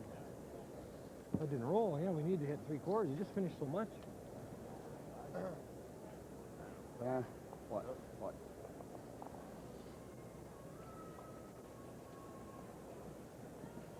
Or if you want to try the steel too, I don't know if you want to try that, you can make the double offer yellow, puck out of the red, and 1 and 2 buried. If I can like half, a little bit high, what's he gonna put? Half raise? No, I don't think. If you're shot, I think he's gonna probably try to peel you out or something. Damn it. You call it time out? Oh, that's all right. I agree with the shot. We got to raise afterwards. Ja, on va on joue le double, ça ronde de suite. Puck, puis un Ouais. caché. On le fait pas, ben là, Let's make this. I'll turn. Qu'est-ce que je vais faire, là, Dan? I'll turn? I'll turn draw. They've gone back to this original shot, I believe. We need full 4, Don? Coming up, it's either that or they're just drawing this way here. The thought for not playing the raise might be what? Well, if you don't hit it at the right angle, I guess they're feeling that it might be a disadvantage. They want to try and get in there behind both guards if they can. Just drawing. Skip Stone's here in 5. Playing the out-turn draw. All the way. On Westphal's first. Needs it all the way. Yep. Yep. Needs it, Dan. No way. That's the second one we've seen from Don to come up way short.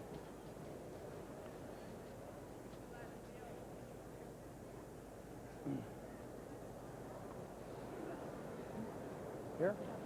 Yeah. Both of these teams are aggressive. You can see the average points they've scored per game, just be 4. bored, Wade. That's on Have their to go side. Are pretty close, but against, you'll see Alberta has been more defensive, especially when they don't have last rock. They don't take the chances, don't give up as many points, and look at, they also don't take big chances when they don't have last rock because they have very few ends stolen against. Getting this one here, coming off and rolling to the forefoot in behind these rocks.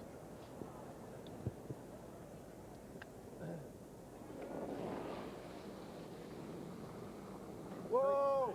Wow! Hurt. Oh! Wow! Yep! Whoa! Hurt! Whoa! Kevin Martin. There's the roll. And it will sit. How key was the turn he used on that stone, that shot? So that's the turn we think you should use when you're looking for a roll. That's what we've talked about all week. Tu si tu raises, alors prendre du tempo mal, ouais. OK. Oui. What ice do we take, eh? What ice do we take?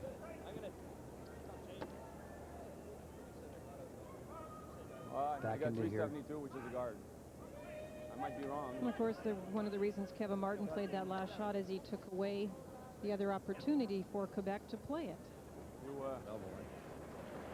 Yeah, I saw that about halfway down, but then it was too late. Yeah. This is smarter anyway. At least we're laying 2. Yeah, we'll let you know.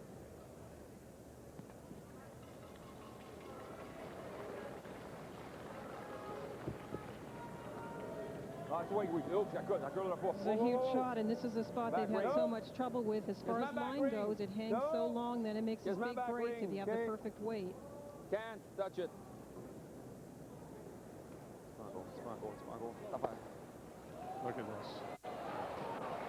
Will that save him this end?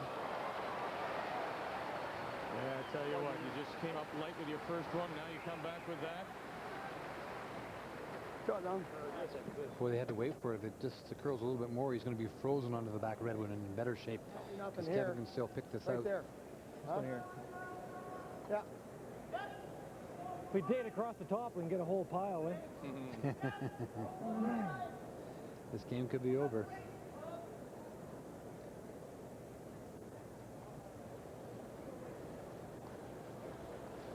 If this rock here, of course, if this one here curls a little more, it pushes this one onto the face of that one. And he's in much better shape. Kevin hits this rock that he's going to, drives it back into here. I think his word was we'll get a whole pile. You can get both of the yellows. As thin as I can possibly hit it. It's fine. 5, maybe 6. Final Stone here in 5. He leads 4-1. Wow! Whoa, As thin as we can possibly get it, he said. Look at this. 1, 2, 3.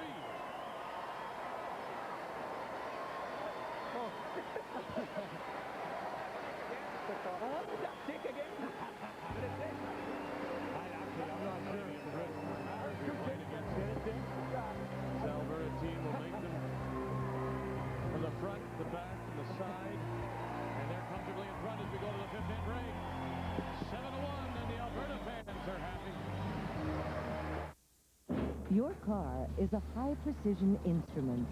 Take it to AutoPro. With qualified personnel and state-of-the-art equipment, it's the expert on brakes, front-wheel drive, steering, suspension, and mufflers. All protected by AutoPro's national warranty. AutoPro, the largest network of car care professionals. We make maple leaf wieners for Courtney, who will only eat Mr. Broccoli if he hasn't touched Mr. Gravy. We make maple leaf wieners for Tim, who says peas explode in his mouth. And for Caitlin, whose scrambled eggs must be shaped like little boats. Maple leaf wieners have a taste made especially for kids. For Kenny, who won't eat anything with sauce, and Jason, who won't eat anything without sauce, there will always be maple leaf. The fact is, all cars are targets for car theft. New cars may have a higher value, but older cars can bring in big cash for their parts. So if you're not using the club, you're inviting a thief to steal your car. Stop. Don't fall prey to car theft. Get the club. Statistics show that the club is over 99% effective in reducing auto theft. Protect your vehicle from theft with the club. Now available in a variety of highly visible colors. Voila, la telephone. Oh, good. Where was it? Microwave. Of course. I guess we should sign up for one of these long-distance things, huh? Well, everyone we know is back east. Yeah. Well, I think this says we can get 20% off. Oh, good. Yeah. Well, it's only on 3 numbers. 3? That's it? Yeah, here and in the States.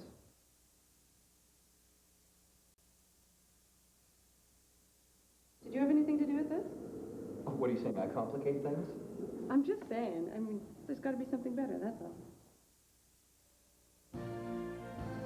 A 1996 Ford Contour GL worth nearly $23,000 went to the winner of this week's Ford Hot Shots here in Kamloops.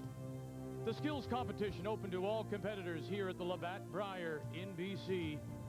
6 shots for a total of 30 possible points, and it came down to a battle between 2 leads, Rick Perron of New Brunswick and this man, Don Bartlett of Alberta. Perron leading by 2 as Bartlett threw his last one, looking for the double, and he also had to hold the shooter. He got the 2, but the shooter would spin out, giving the beautiful 1996 Ford Contour GL to Rick Perron, who will now drive home to Moncton. For finishing second, Don Bartlett receives 2 Canadian Airlines tickets to anywhere they fly, while third place, Dan Lemery of Quebec rings up a Nokia cellular phone. They are the Hot Shots here in Kamloops. Very few make it better than Kevin Martin here. This is the key shot. It's big, Wade, and what I said so many times, he's so accurate with these. He had to just get by the first red or just touch it, and he just touched it to get the other yellow and counted 3. I tell you what, the potential there was for 6. He gets 3 and has reason to smile, you bet. He's up 7-1 as he tries to put a lock on first place here. Hi, everybody in Guelph, Ontario. Hey, Jennifer, we love you. I didn't know if you could get closer than watching it here, but we'll have draw 17 and a must-win for Peter McDonald. What a remarkable story he is, Prince Edward Island. Manitoba now playing, of course, British Columbia, has a chance still to finish first here at this Labatt Brier. You won't miss a thing, of course. You know that. Stay with us right after the game for the TSN Turning Point. Brought to you by Interstate Batteries.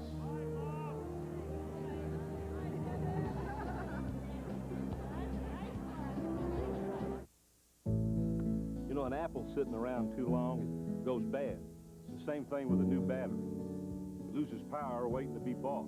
That's why at Interstate, we're constantly checking our batteries to make sure they're fresh, so that you don't end up with a bad apple.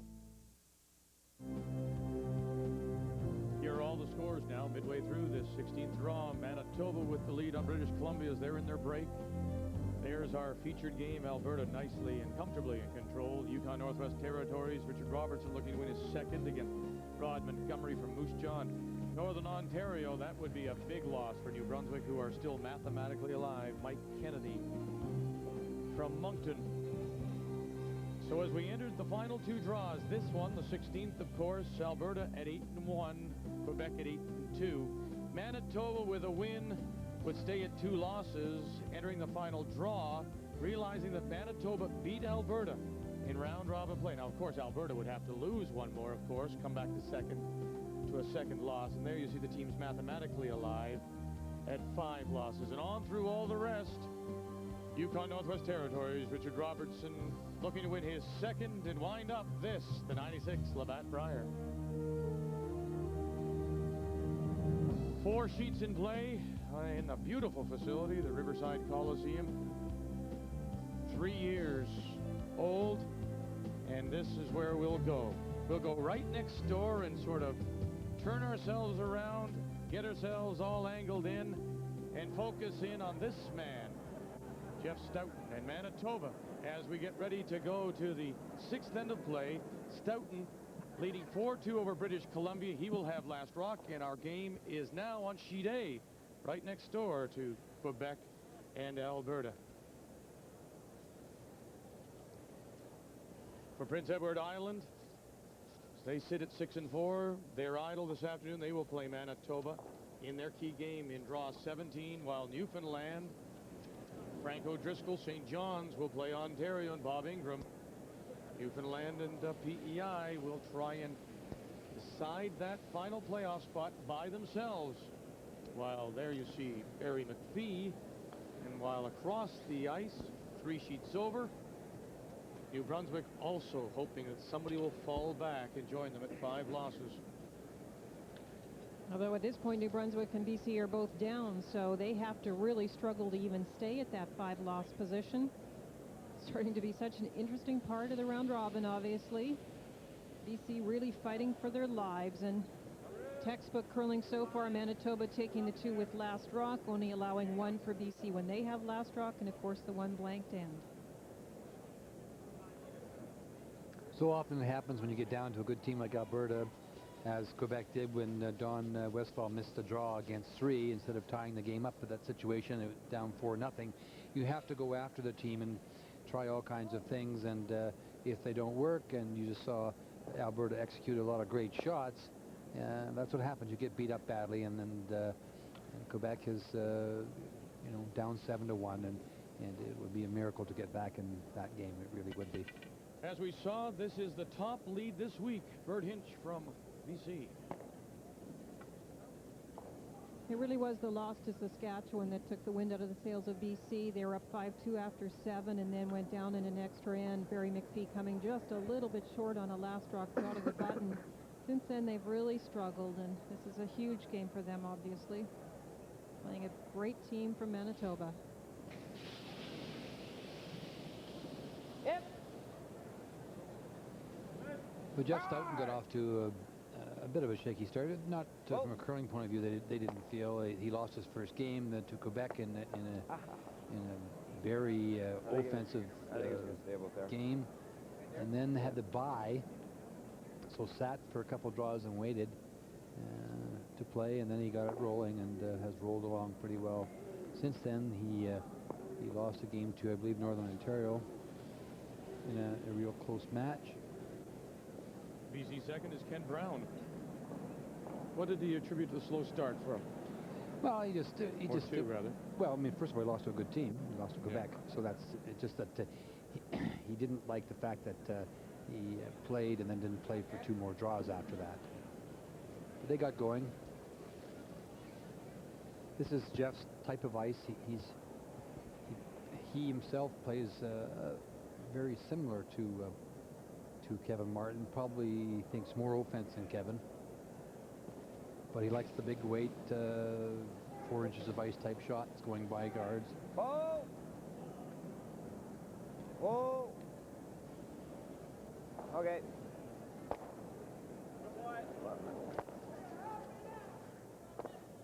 Well, they jammed the rock onto the one in the house. It's hard to tell if they actually jammed it so that it's out or not.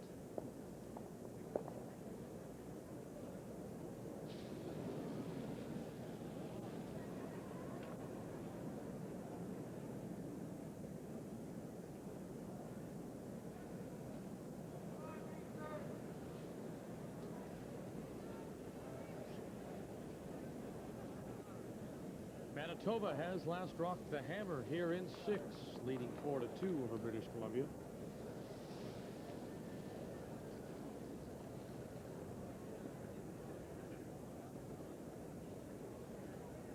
We talked about the frustration Quebec felt getting down early to Alberta because they play so well with the big weight. Here again, BC frustrated, I guess, because Manitoba looking like they're so good at these peels as well. Shot. Yep.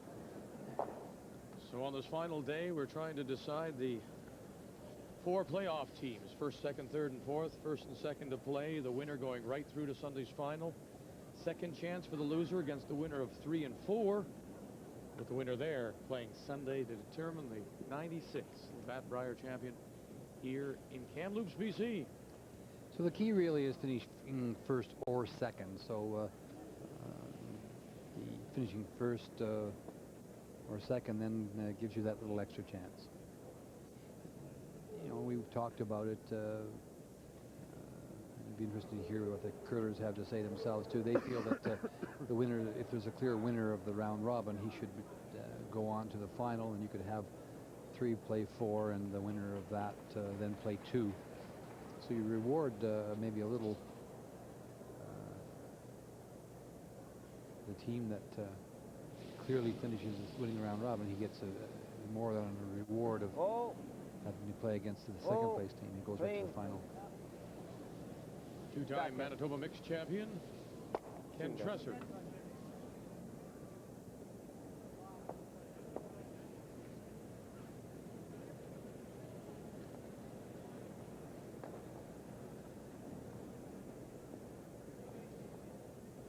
Yeah, 251. He indeed is the oldest player at this Labatt Brier. I like him, though, that we've been impressed, Linda, with his work at third.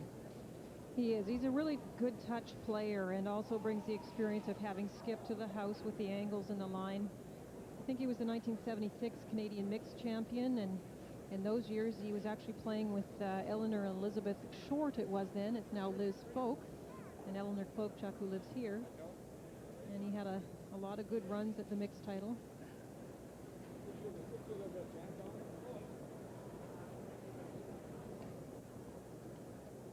Must win for British Columbia, of course, sitting at 5 losses. The same story for New Brunswick.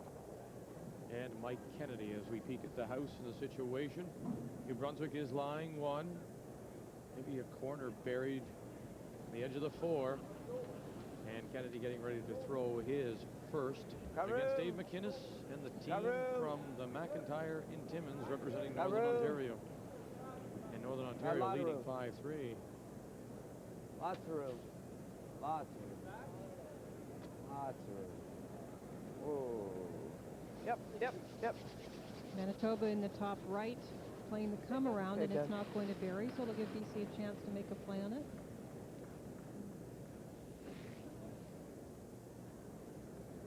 And here Mike Kennedy splitting the rings. He's got the one biting the 4 on our left, trying to put the one biting the 4 on our right. No.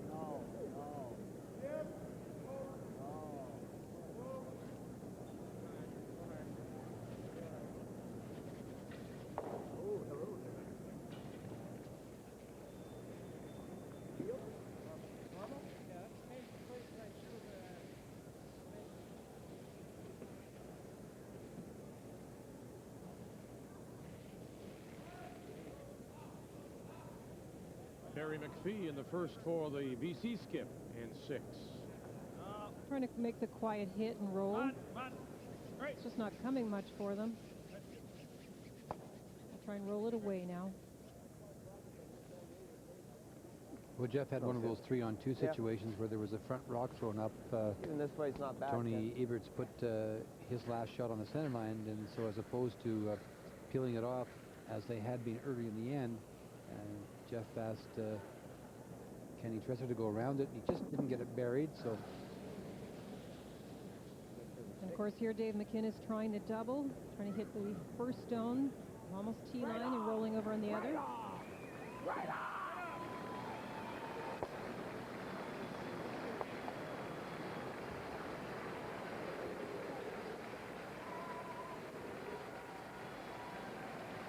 You see Jeff Stoughton. Interesting, he's never given up. Never lost a game after leading at the 5th end break. And there's one other prior appearance. So he'll be tough, as will this man. He's a winner, Kevin Martin in Alberta, 7-2 over Quebec. And Don Westphal here in the 16th A lot of people are having row. trouble with the 7-8 yellow. So Alberta goes now to 9-1. Quebec. Oh, is that right? 8-3. As we await the final stone of the 6th by New Brunswick. And this is a hit for 2 with the team from Moncton and a tie game after 6. It's actually a draw, but you're right, it is for 2. Yeah, the yellow stone is the shot rock. That's the one in the full 8-foot. The red stone belonging to Northern Ontario is just about into the 12-foot. So that's what Mike Kennedy has to beat out with this draw. Never a good sign when the sweepers drop off, though.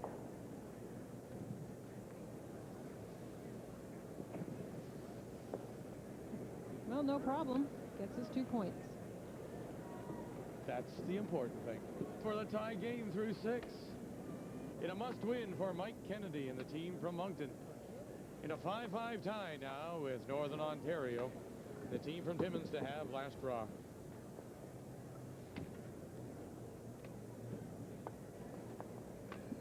As we come back to the game between Manitoba and British Columbia. As I mentioned, it's hard to tell if the one at the very back left corner is in or out. If Jeff's trying to roll out, we'll assume the other rock is out and he's trying to blank. If he goes for the hit and stay, we'll assume that BC was sitting too. And there goes the roll out, so we're assuming then that stone at the back is indeed out. Tony Eberts will have a look. So will third Ken Tresser. And it looks like they're going to put the stick to it. He's tough when he's led through 5, which means it's going to be a long way back for Barry McPhee, a must-win here in draw 16. Yeah.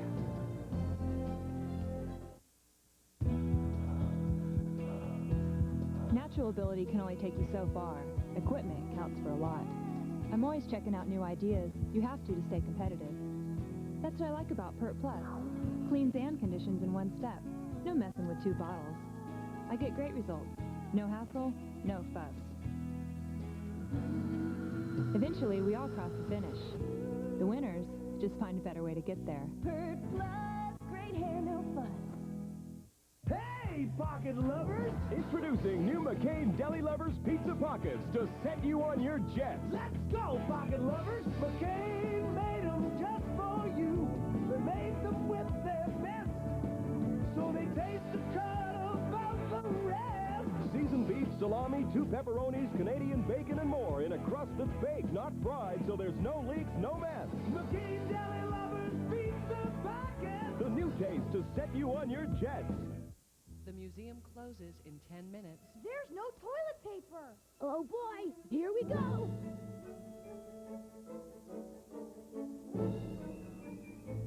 Hey, this way. Introducing new Scott Purex Extra. It's as pillowy soft and strong as ever, but now it's also extra long. In fact, it's a double roll. I'm coming. This Scott stuff never runs out. Scott Purex Extra. Soft, strong, and now twice as long. It's out there. Esso Supreme 92 Octane. For a cleaner engine while you drive, a smooth feeling of power. Esso Supreme 92. Unleash the performance.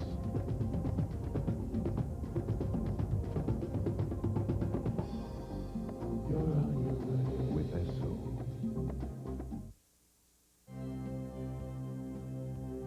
As we update you now on all the scores here in this 16th draw. Alberta a winner over Quebec, impressively so. Saskatchewan comes back to tie the Yukon Northwest Territories. And New Brunswick, as we say, in that must-win situation against Northern Ontario. Here at the Labatt Brier, as our season of champions continues, the Canadian Men's Curling Championship here at the Riverside Coliseum. So, with the win, Alberta goes to 9-1. Quebec falls to 8-3. Manitoba will have a chance, and still has a chance, to tie Alberta and even finish first if they can bring Alberta back. Alberta, though, needs to lose to give Manitoba that chance. But right now, it looks good for Kevin Martin and Alberta, the 91 champion. Kevin, the winner now, is with Ray. Kevin, once again, congratulations. It was a nice win. It was a quick game for you, but early in the end, in the game, a lot of interesting shots. Yeah, we were in a little trouble early, but snuck through. Donnie made 2 pistol draws in the whatever end it was. We stole 3, third end, I believe it was. That set it all up for us. Let's talk a little bit about Donnie. You made the change early in this season, or mid-season, and moved on up to third, and just some of the adjustments you had to make. Well, actually, as it turns out, not a whole bunch. You know, just watching him shoot 90 is pretty much fun. Yeah, he's fit right in there. No problem at all. His finesse game is equal to his hit game, which is quite extreme. I've mentioned a couple times on the air, and it's just what I've been noticing is that you really seem loose out there. The two of you seem to work very, very well together. Looks like you're having some fun, Kevin. Definitely having a lot of fun, you know. I think the ice conditions allow that, though. Yeah, you bet, because you know any shot is makeable out here, and I think that's probably leaning the curlers to trying some pretty weird ones. Has Sean Broda had to make some alterations to fit into your scheme of things, Kevin? Well, I think he's always been more of a draw type curler, and of course the way we play the game is we play a lot of hits and a lot of draws, but we put a lot of pressure on the guys, and he's had to learn the hit game a little better, and of course the pressure he's under is, you know, it's quite a bit of pressure, and he's handling it pretty good though. He sure is. I'd like to ask you about the Page system and your feelings about the possibility of a team finishing clearly in first place, whether or not he or she should go on to the final. Well, I've always felt that if you win the round robin outright, there's no question you should be in the final with Last Rock. I think it's important to the game that the person who wins the round robin get there. I don't think coming in second place should put you in the same position in the draw as if you come in first. It doesn't make any sense. You know, if they need the 4 teams to come in, though, I don't see why the fourth place team doesn't play a third place team. The winner of that game plays the second place. You know, and whoever the best record is will get Last Rock and Rock Color. So I don't know, that's pretty simple. You know, it's the same amount of draws, and I think that would help a lot.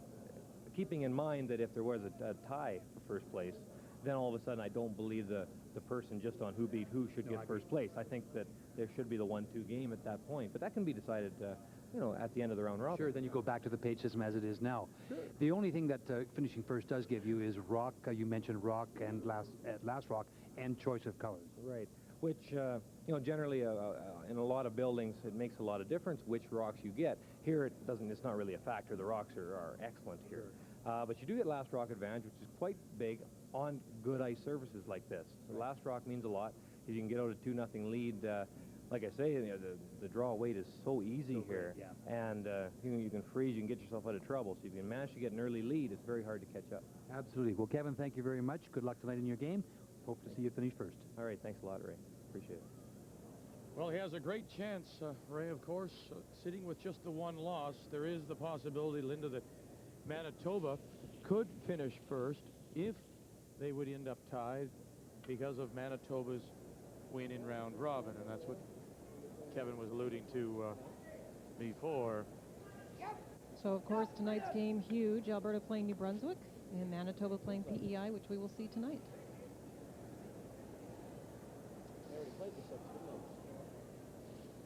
And we'll have the game for you, Prince Edward Island against Manitoba, and we'll have it for you midnight Eastern, 9 Pacific, in the 17th and final round-robin draw. We talked about the fact that Jeff Stoughton, Manitoba, has never given up the lead when he's led through 5. Well, Barry McPhee is one of the better teams at coming back. Good. 2 previous times, 81 and 86. He managed to come back 3 times in each of those Briers when he was trailing.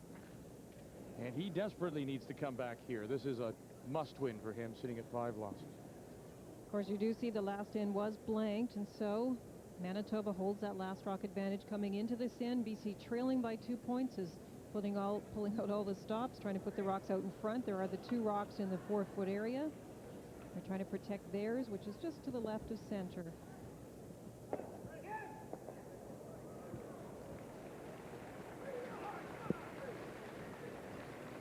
This is Tony Everts.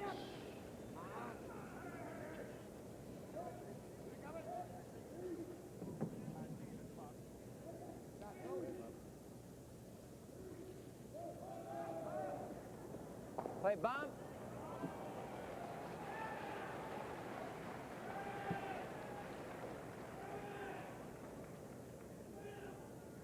Ken Tresser. They call for bumper weight, and that is if Ken threw it and there was nothing in the rings, the rock would travel down the ice and end up at the far bumper. That's the kind of weight they look for. Yep. It's a quieter takeout weight than we saw perhaps from Alberta earlier. Whoa! That's interesting. There's that movement we saw on our sheet as well, the one just beside this in that Alberta-Quebec game. Lots of movement near center line.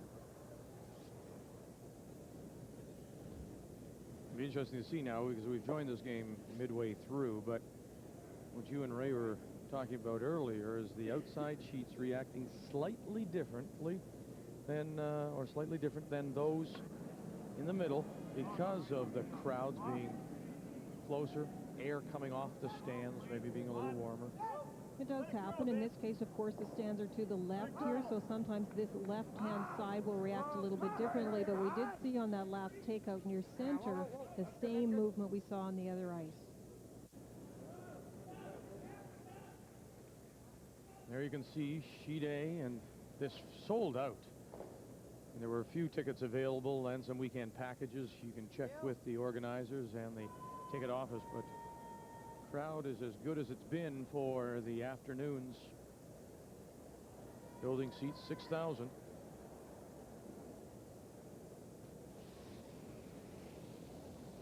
Yep.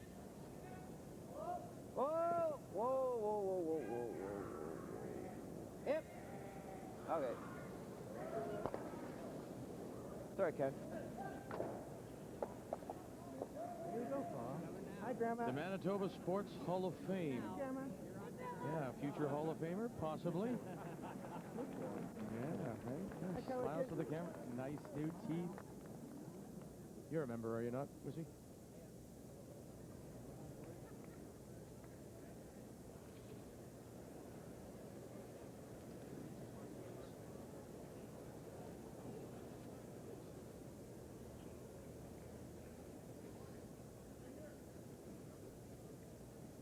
Are you available to me now? Yeah, I am available to you. I am a member of the Manitoba Curling Hall of Fame, and also the Canadian, which is probably the biggest thrill I've ever had in a game. To be recognized and acknowledged by your peers is really a reward that you cherish.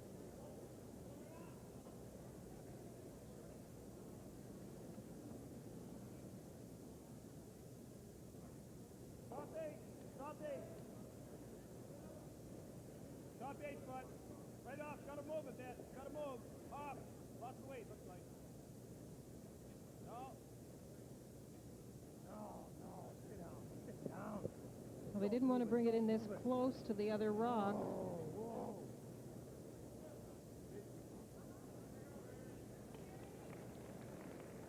Needed to curl a little more and stop a little bit shorter.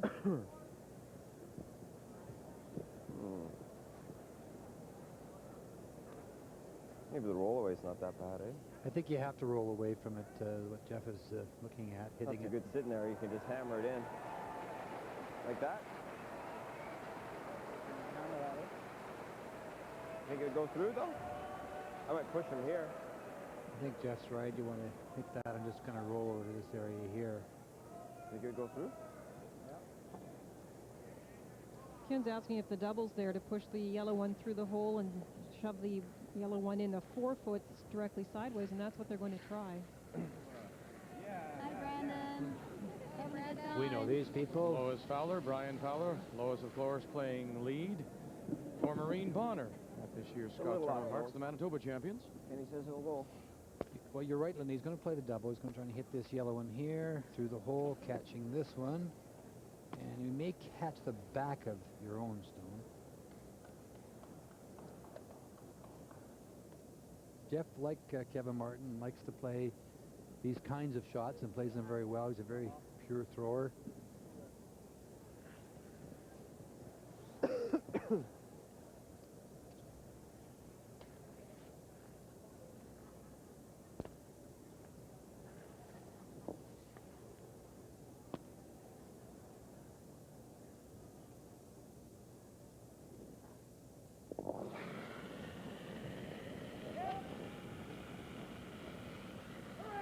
Lots of leg drive, comes hard from the hack. Needs it on the outside. That's what he did not want to do. Had to hit it more on the outside. Just interesting today, I think we're seeing the mistakes made on the overcurl side. We haven't seen many made by a rock hanging out, so I'm not sure if the ice is just getting that little late finish that they're not anticipating, or if they're just a little bit inside on these, but definitely that one overcurled. This gives Barry a nice chance to overlap the red stone, guarding it.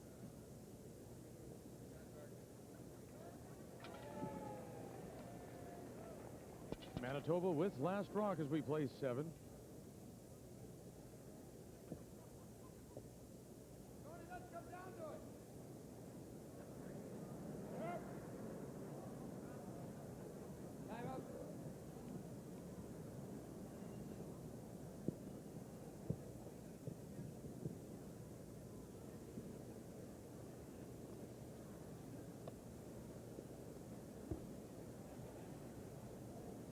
As we look in live at the game between Northern Ontario and New Brunswick, playing the 7th 5-5 final stone, Dave McInnes. Quiet tap for 1. Facing 3. New Brunswick Stones, Mike Kennedy from Moncton, in a must-win for him. Will get the hammer back, trailing 6-5, playing 8. Sitting as BC is with 5 losses.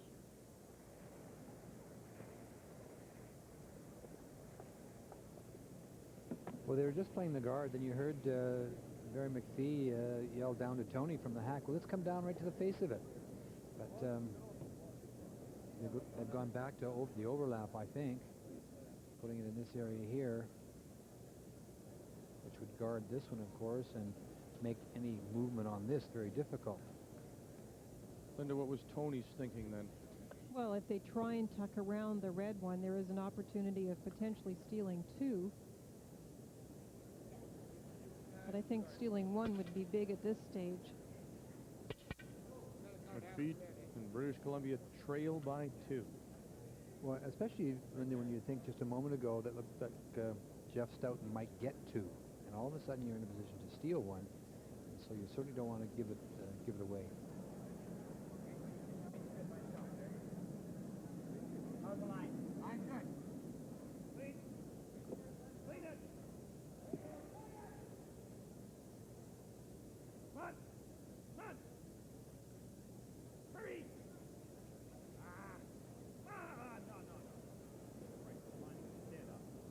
Going to line up. It's going to line up on the back stone.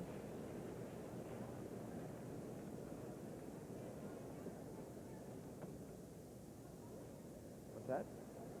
That or just the tap? I guess the tap, eh? I don't think it sticks, does it?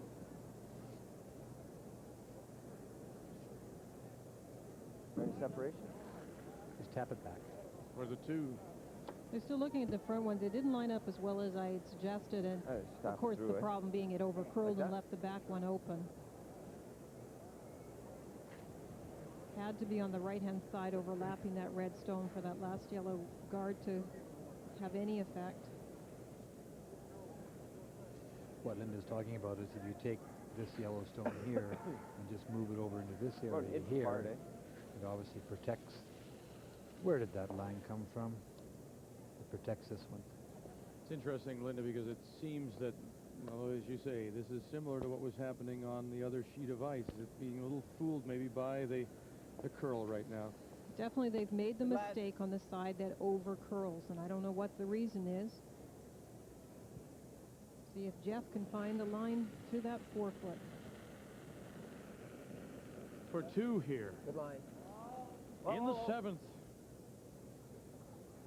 Manitoba. Clean. Big win for them, too, if they can pick it up. Keeps themselves alive for first place. See how far he can tap it now. Well by. Nice shot. Tap it to the back 12, and really, no doubt at all, Manitoba picks up their 2 here in 7. 6-2. British Columbia a long way back.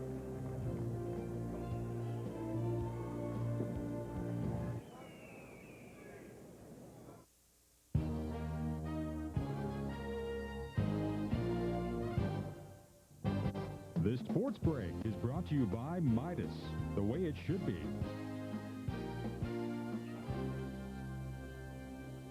Hi, everybody. Nice to see you. Hope you're enjoying the curling. I'm Michael Landsberg. Thoroughbred Racing's Super Bowl comes to Toronto on October the 26th. The Breeders' Cup and horse racing's richest day got even richer today by exactly $1 million. It was announced that the purse for the Breeders' Cup Classic has been increased by $1 million to an even $4 million. The winner's share of the purse will jump from $1.6 million to over $2 million. The total purse for the day's 6-day race card is now $11 million. The increase should ensure the participation of last year's Classic winner Cigar. With a successful season this year, Cigar should become the richest racehorse in history, surpassing the great Ali Shiva. Sports Desk coming up at 6:30 Eastern Time. We'll have all of the stories in sports and lots more. We'll take a break, then get back to Kamloops here on TSN. My dream house would be a big house with stairs that go like this and with a big chandelier. There would be a humongous horse. I'd have the main floor, and it would have a room for my pets. Rusty. His name is Rusty. To see how you can be home free faster, get expert help, the right plan, and guaranteed competitive rates, see your CIBC personal banker or call now. 1,000 times bigger than this. At CIBC, we're working to see what you see. Maybe you think only those jet set types need a Nokia cellular phone. Hi, it's me. Flight's delayed. Well, now Nokia's making cellular phones so easy. Late. Can I skip my bath? They're practically child's play. Attention, Flight 11 is delayed. Can I call you back? With Nokia's big, easy-to-read screens, last number redial, and sleek designs. No, don't hold dinner. I'm eating my body weight in hot dogs. No, wait up. You gotta tuck me in. So get set to join the jet set. Nokia, Europe's leading cellular phone, also made in America, connecting people.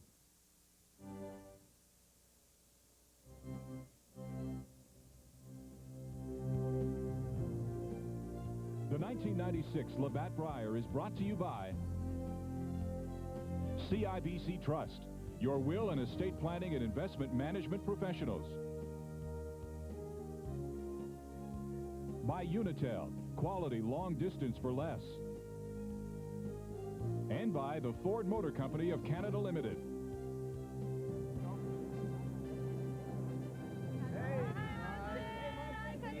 Well, let me introduce you to Hi, Country Meadows. I'm Upton. Lynn Perron. in the car? We'll see when we get home. And you are? Hi, I'm Denise, Mike's wife. Oh, Mike good. Kennedy. Hi, Myra. Hi, Erica. Love And? you. I'm Elaine Otis, Grant's wife. Hi, Mark. Hi, Nikki. Thank you. And here, of course, from Moncton, all the support for this team from the Beaver Curling Club of Mike Kennedy, the New Brunswick champions in a 5 trailing 6-5 to Northern Ontario. New Brunswick with Last Rock playing 8th.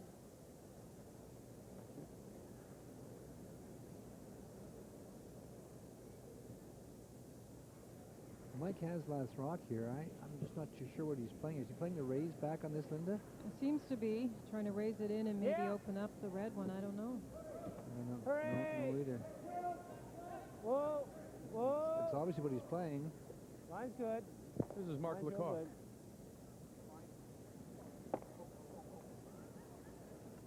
Got it in behind the corner and got it open. Super shot.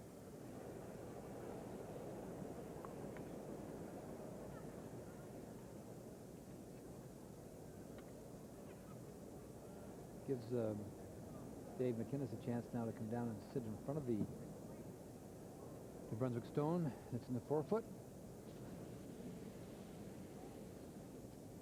Northern Ontario second is Mark Butler. Wait on, Lay. But no line. False. False. False. Yep. Hurry. Come on. Come on. Come on. Right up. Right up. Okay. What's up, Mark? I don't think it's... No problem.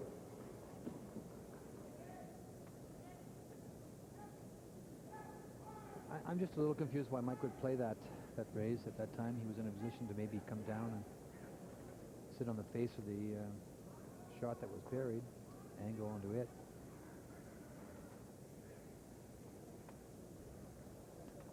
With the exchange there, you can see now that the Northern Ontario stone is frozen to the yellow one, so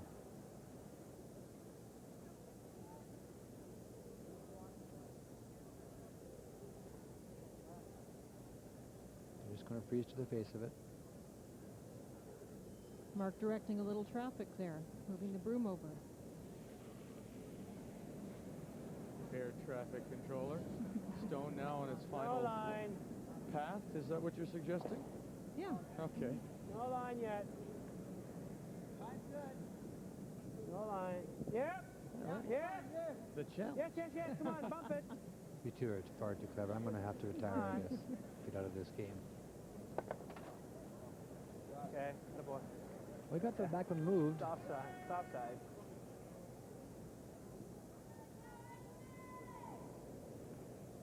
Northern Ontario, the red stones. Brunswick, the yellow. Actually, I don't mind right here, Jeff.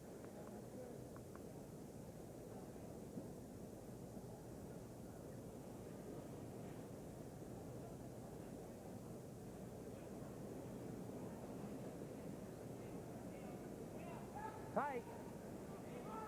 Where's the weight? Ball out, ball out, ball out. Jeff Henderson is second Brier and no, gotta curl. second Brier for a different team. Nova Scotia, 92. Ball, right off, right off, right off. Oh, whoa! Okay. Getting very crowded in the 4-foot.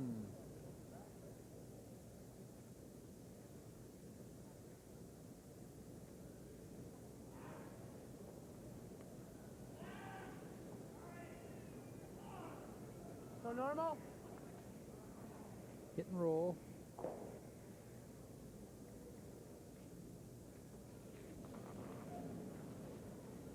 No! Grant and his wife run the Wedgwood Banquet Hall. He did thin. That was a lot of weight. I don't know if he was outside the broom or if it was the weight that caused that, but went very straight.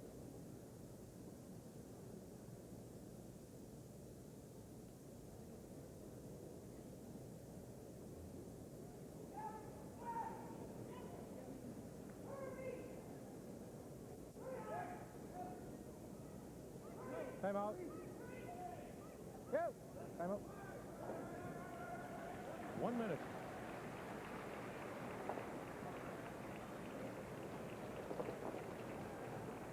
That's his only shot, yeah? We are. We are. We're still shot. That's his only shot. Yeah, well, we can't leave it. No, we can't leave it there.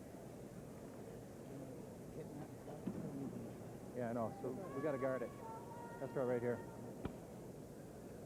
This is the stone they're talking. He said this is their only shot. The one they just tried to come off of that one over here. The Northern Ontario stone is shot. We've been told by Dave McInnes. It was not its only shot since the button is still open, but Yeah. it's certainly the easiest shot. As we saw the last attempt, if he'd made a little bit of contact with the corner, he would have gotten the roll towards shot stone. Here. Right here. Want to pass this one. Come on. Come on. Right up. Good sleeping, guys. Good break, Cap.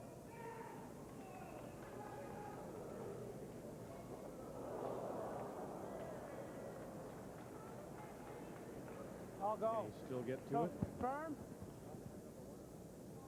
Looking at hitting the red one on the right-hand side of center very thinly now. All these three can go. All go. Firm, yeah.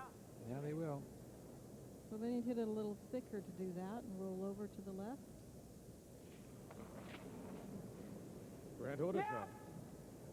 Hard. Come on, guys. Whoa.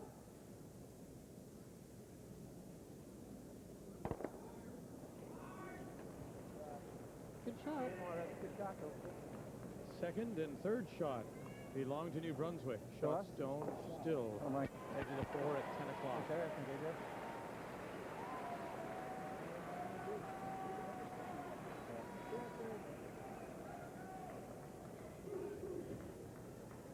But where's better? Yeah. Just going to draw down on the face of the second shot rock. Freeze on him. Be line Freeze on 2. him. We're one. We're one. Yeah.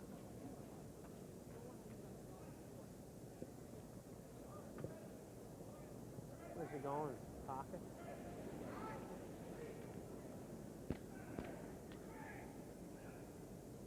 Takes a long time to walk over there.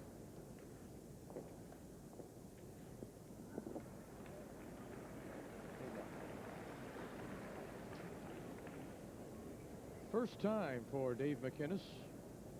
And the first time in 47 years the Northern Ontario champion has come from the McIntyre Curling Club in Timmins. Good line. Ball right off. Gotta walk. Close. Come on! Hey! Sweeping for line because of how much movement they're getting. Will Gubbles and Mark Butler the front end. And on top sits the shot. Yeah.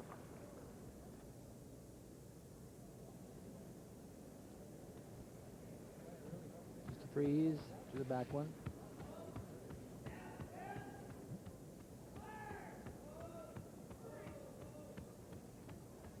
Well, that's remained consistent. Linda, because Dave's last words before throwing it was, we have to wait for the movement, and that's the same kind of thing we saw on sheet B in our feature game. But once it does move, it really goes, and they have to be on the brushes. I think I got to be at least there. Snap too hard. Sweep it.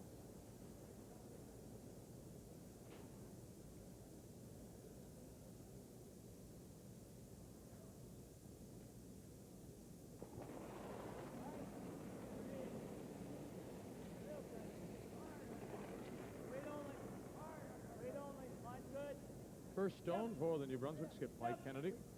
In 8, trailing 6-5, and he has hammered.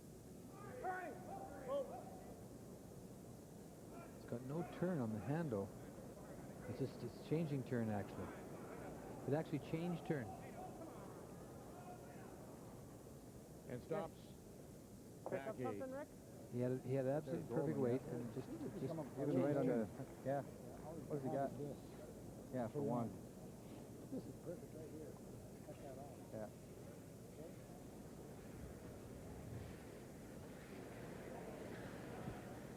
We can see this.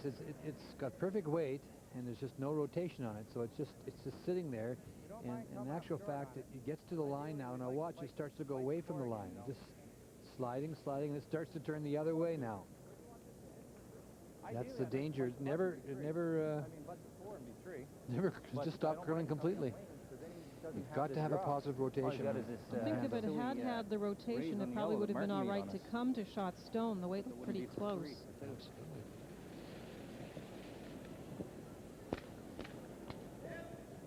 Keep it clean. So now top four will really close down the house for New Brunswick. Hard to get in there with their last one.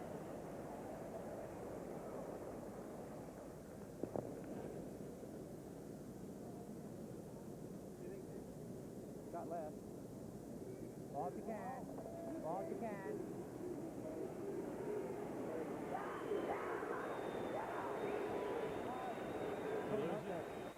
I think I might have caught something. It had to. It stopped short and went a big spin. If I was the players, I'd really go out and clean that spot.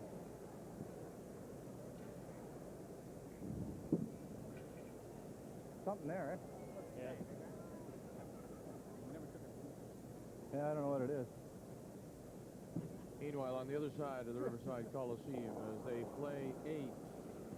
An opportunity now for British Columbia to pick up 3 here against Manitoba. Final stone, Barry McPhee. Jeff Stoughton jammed on one, and that set up this possibility. He was hitting to line 2, and as he pulled to line 2, he jammed and gave Barry the hit for 3 and gives him a little breath, puts him back in the game. You bet. It's Manitoba in front now by just the single point, 6-5, a must-win for Barry McPhee and BC.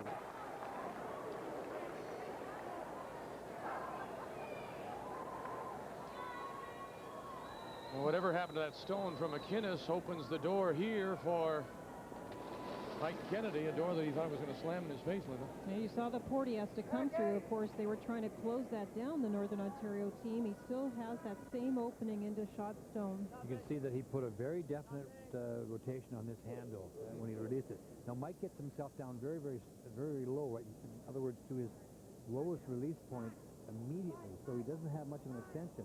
And he just threw a little strong. You bet. So the door was open, and he failed to take advantage. 2 for McInnes, 2 for Northern Ontario. Now they'll lead it. And Mike Kennedy's time may be running out at this. Hi, kids. How you doing? Lachlan, Connor, Alex, Nicholas, Matthew, and Skylar. Hi, kids.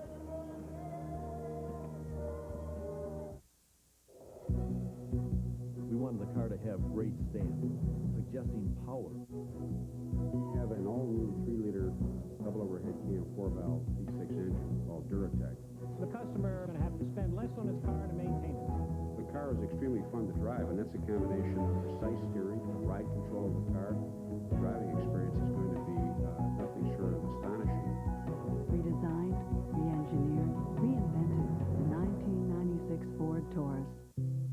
We make maple leaf wieners for Courtney, who will only eat Mr. Broccoli if he hasn't touched Mr. Gravy.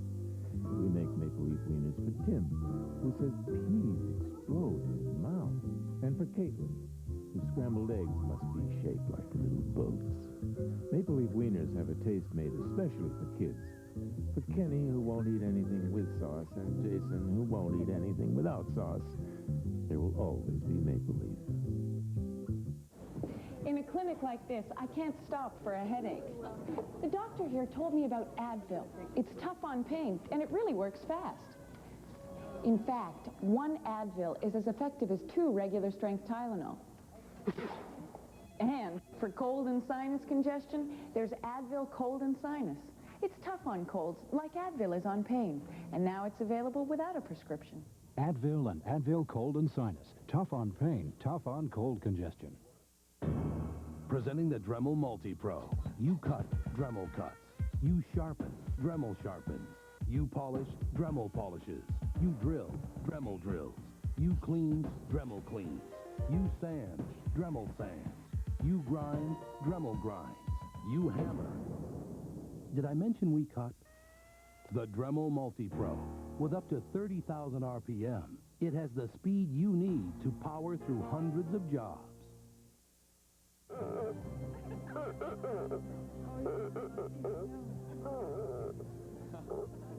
Northern Ontario wives. All here to support Dave McInnes. Relax, Ray. Don't get all excited when you hear that. Yeah, he's looking very good. Kevin Martin at 9-1. Alberta has a chance to finish first. Very good chance. Sean Westphal's loss, though, to Alberta drops him to 3. And that's where he'll sit. Jeff Stoughton at 7-2 still has a chance to finish first. They'll have to beat British Columbia and then hope for a Manitoba loss. Frank O'Driscoll at 4 losses in Newfoundland. And also at 4 losses, Peter McDonald and PEI. And with an outside chance, of course, the two teams at 5 losses, New Brunswick and British Columbia. And we'll go to the game now between Manitoba and BC on sheet A. After Barry McPhee comes through with 3 and 8. He trails by 1, 6-5, Manitoba in front to start the 9th, and the team from the Charles Wood in Winnipeg does have last rock. Yep. We can see clearly what Jeff is doing here. He's not going to, he's relentless when it comes to offense, and he's going to stay right on it. Just leads Steve Gould to draw around to the stone that's sitting at the back of the button. Okay, Steve, good.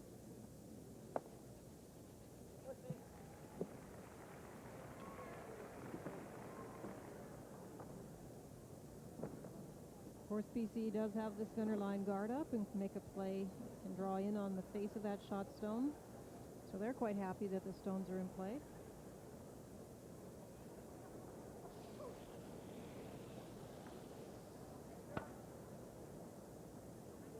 BC second, Ken Brown. Where's the weight? Yep! Yes!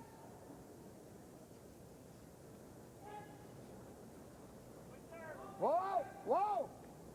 Right off, right off, right off. Come on, a little more, little more, little more. Shot, Kenny. And he shot.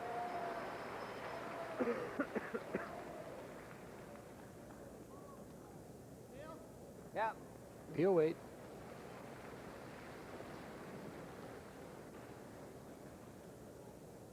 Kerry Vandenberg.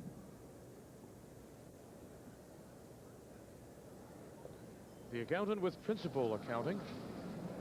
And another of the left-handers. Yep.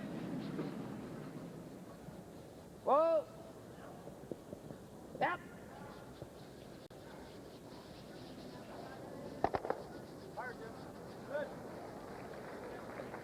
Well, they did jam it, but move things off the center line.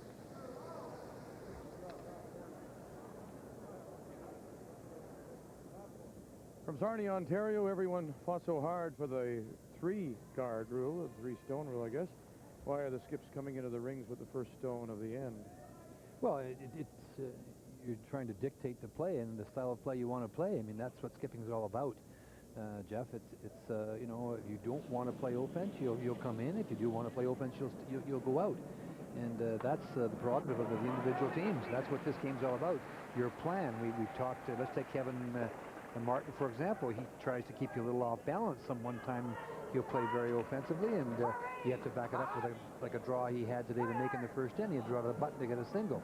And then sometimes he'll just play it defensively. And that's the beauty of that particular rule, the free-guard zone rule, that you do get a chance to dictate some of the play. It's like allowing almost one miss, because the peeling game is just not as effective as it used to be. It's still very effective, but not as.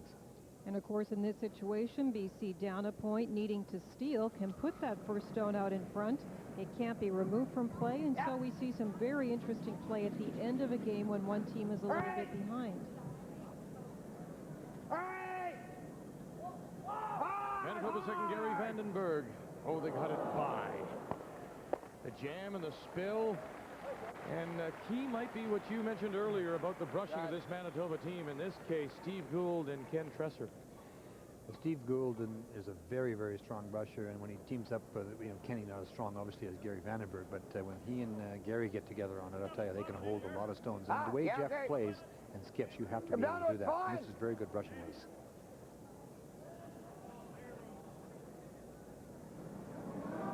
Tony Eberts in the first for the BC third. New life for this BC team from right here in Kamloops, trailing by 1.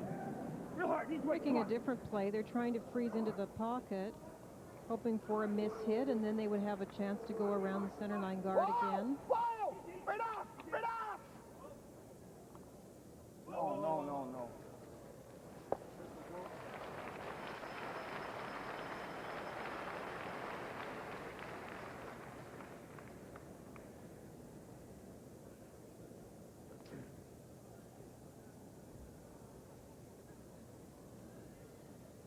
Manitoba with hammer here in 9.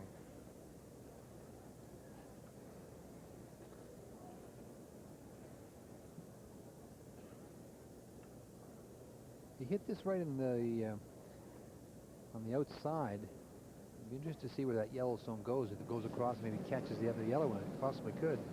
Yeah. Hey! Come on, right up, right up. Look at the rotation on the Come on, handle. hard. Good. That's a nice shot. That's They what he don't mind wanted. losing those back ones.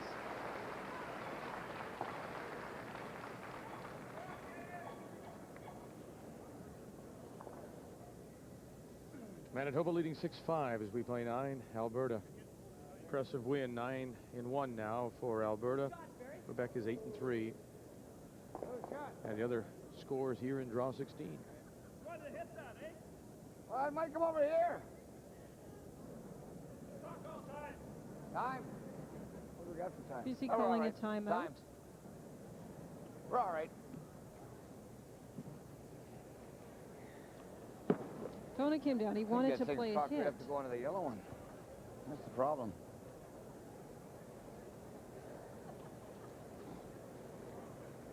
Huh? Well. Wonder what Wayne Gretzky will have to say about the deal. Sent him from Los Angeles to St. Louis. Will he talk about the possible move to the Rangers? Was it there? Sure, Dave Hodge will ask Wayne Gretzky when he joins One Inside Sports tonight, 7 p.m. Eastern Time. Well, it's got to come forward a bit, but I think it's going right onto it. It's got to come forward a bit, but then it's going to go. Across the face would be all right. Various thing if you come across. Yeah, just straight in here would be great. May go It won't back go onto then, that. huh? There's the long center guard. You could certainly go just around it.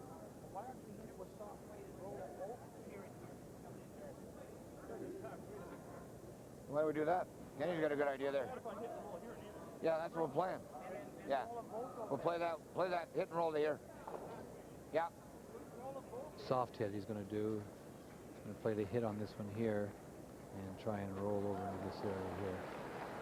And what they were talking about is the right-hand side red one would go, but the other red one would actually spill with the shooter if you hit it where they're talking about. And it might provide some backing, actually, for the shooter. They're hoping they both roll over and one is behind the other. It's a tricky shot, and they could just draw, as you indicated, Ray. They could just play the come around. Tony Eberts. Yes! Yes! Yes! Yes! Bert Hinch, Yes! Ken Brown. Get over, Bert. Come on. There they go, 2 for the price of 1. Great shot. That's true. I don't know what happened there. One of these gone? One of these gone? He's talking about the red stones at the back of the rings. I think one of them hit the bumper. Huh? It would have to be that one. Kick this one in.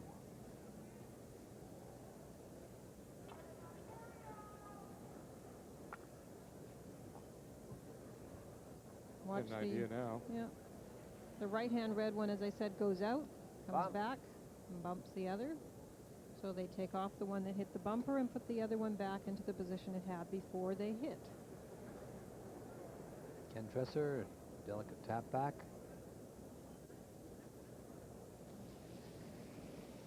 Jam possibility here. The angle is difficult, definitely.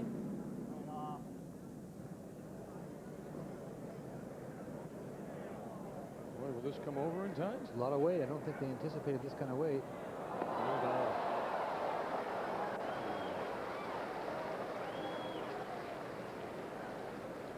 Too much weight. You could hear Kenny, if you do some lip reading there, he was asking too much weight, and it definitely was too much weight, I think, for the shot that Jeff had in mind.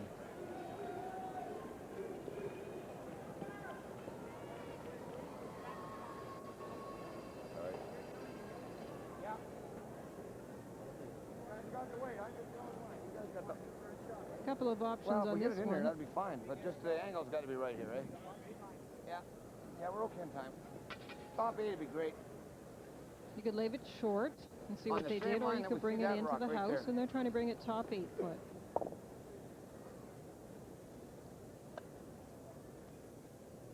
Top 8 foot. If you freeze to the face of your own, you don't want to set up a double for sure, but a possible triple if the angle would be wrong. But let it go! Let it go! Right out! First stone for the BC skip here in 9. Barry McPhee. Touch the center line! Touch the center line! Come on, hurry! Pretty hard, real hard! Come on! Come on! Want to bring it to the center line. You can hear Tony. Right out! Keep her going! Come on, guys! Come on! Come on! Come on! Third hinge, Ken Brown. How'd they do? Let's see, guys. That was plan B. They wanted to get the guards to overlap so you couldn't run them back. Once they realized it was a little light. Yeah, I think Jeff will run them off now. Try and get them all. Yeah. Go out for it.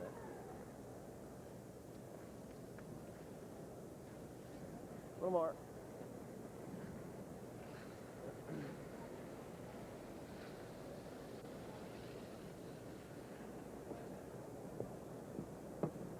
Just double them off. Just double them off. Fighting for his life, Barry McPhee.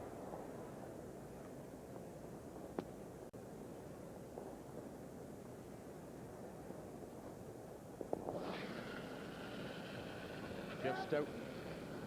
Oh, his first. Roll it, Steve. And he leaves the shooter sitting right there.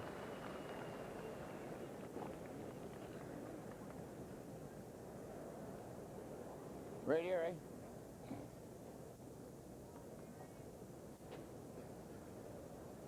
Other guard. Well, Jeff was hoping his shooter would roll more Same than thing, that. boys. It is protecting the left side of the button, so BC will try and protect the other side. I don't think we even have to quite get to the center line if we can stagger these things right, you guys.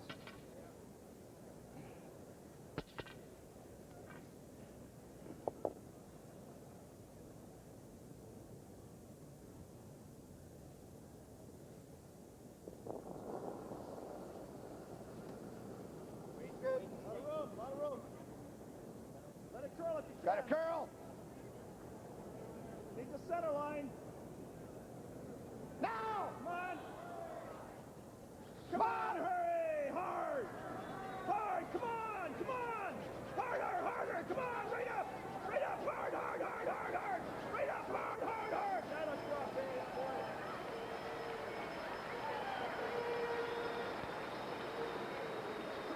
So British Columbia has one. In fact, is lying 2.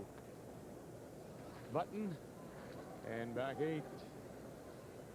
I think Jeff's just looking at conceding the point. Yeah, there's no question. He's just going to play it down to try and get his draw to the 8 foot to beat out the back one and give up a single. No point trying to do something ridiculous here. You're one up. You can go home tied up with the hammer.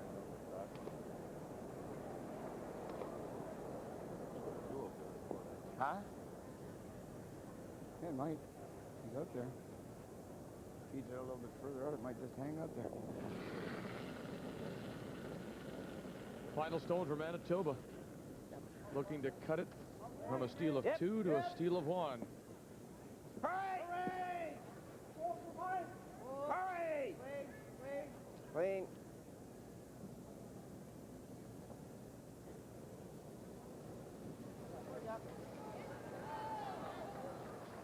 And it will slip too far. It'll really be a steal of one for British Columbia here in 9. And so Barry McPhee and his team from Kamloops will go to 10 without last rock, and they will try to steal their future at this, the Labatt Brier here in Kamloops. Manitoba to have hammer coming home. Meanwhile, Northern Ontario, New Brunswick, as they play the 9th final stone for the New Brunswick skip, trailing by 3. Mike Kennedy in a similar situation, sitting with 5 losses, must win, and this is an open draw for 2 for the skip from the Beaver Club in Moncton. He'll pick up his deuce, and just like McPhee, ironically, the 2 teams that must win will both try to steal their way back into it. New Brunswick and BC. Jeff Stoughton has the hammer as he looks to go to 8-2 here in the 16th draw, the Labatt Brier. Hey, how you doing? We're doing fine. How are you, Barry? On TSN. Well, we're still in the hunt here. We've got one more in to go. See what happens. We make maple leaf wieners for Courtney, who will only eat Mr. Broccoli if he hasn't touched Mr. Gravy. We make maple leaf wieners for Tim, who says peas explode in his mouth. And for Caitlin, whose scrambled eggs must be shaped like little boats. Maple leaf wieners have a taste made especially for kids. For Kenny, who won't eat anything with sauce, and Jason, who won't eat anything without sauce, there will always be maple leaf. I'll have the chili. Chili? You should know better. And I'll have the fries. Fries? You should know better. And now I'll have Tums Ultra. New Tums Ultra is our highest strength ever. It goes to work in seconds, neutralizing stomach acid to relieve heartburn and indigestion fast. And unlike many antacids, Tums Ultra has calcium. Something your body uses anyway. You'll like that. I'll have the chili. I know. I should know. McCain changed potatoes into crispy bite-sized taters. New McCain tasty taters. Bite-sized taters, crispy and golden brown on the outside. Crispy, so they lock in all that tender potato flavor you love. You'll love the crispy flavor in our bite-sized taters. New McCain tasty taters in crispy bite-sized tater flavors. Cheese, regular, or Cajun. Here's the flavor in a bite-sized tater. New McCain tasty taters, crispy flavor in a bite-sized tater.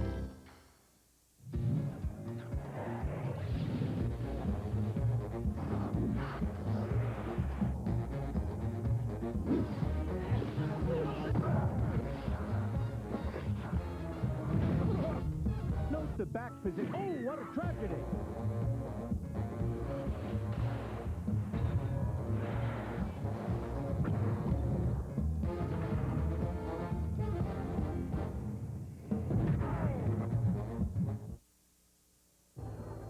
Now it's time for the TSN Turning Point, brought to you by Interstate Batteries out of our featured game here in Draw 16, Alberta and Quebec. Well, in the very first end, Kevin Martin drew right to the button against 2 to get a single, and the third end, Don Westphal had the same similar type of shot. He had to draw to the button to cut out 3 Alberta stones, and he just couldn't duplicate the situation, and that absolutely turned the game right around, and there's your turning point. Alberta goes on to a 7-2 win. They're now 9-1. A cash donation will be made to the Coaching Association of Canada for the training and development of coaches in amateur sport on behalf of TSN and Interstate Batteries. We check them before you buy them for fresh power. Guaranteed.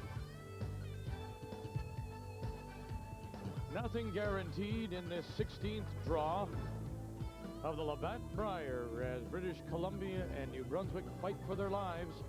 BC with the steal of 1 in 9, now tied with Manitoba. 6-all as they play 10, but Manitoba has the last rock coming home.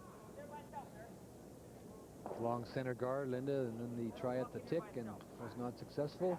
I really like Jeff's attempt. Rather than playing big weight to try and just catch the corner of the center line rock and move it over, he played it with back line weight, trying to spill it evenly, both the shooter and the other rock, to the boards, and it just touched the boards. It was a very nice attempt. Wasn't made. There's the good come around from BC. Top button. Manitoba will try and move it.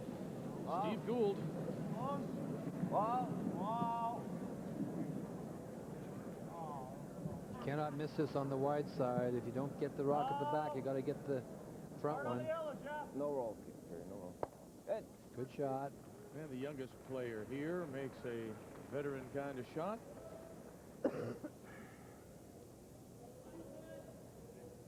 Coming up at midnight Eastern time, the 17th and final round robin draw. Prince Edward Island, Peter McDonald against Jeff Stoughton and Manitoba. Prince Edward Island trying to qualify for the Final Four. Manitoba, if they can win this, still have a chance to finish first. Where's it? Right off, Bert. Don't touch it. Don't touch Whoa! it. Way out. Come on, bend. Bend. Good luck, Bert. Now, come on. Okay, right off, right off, right off. Right off, right off.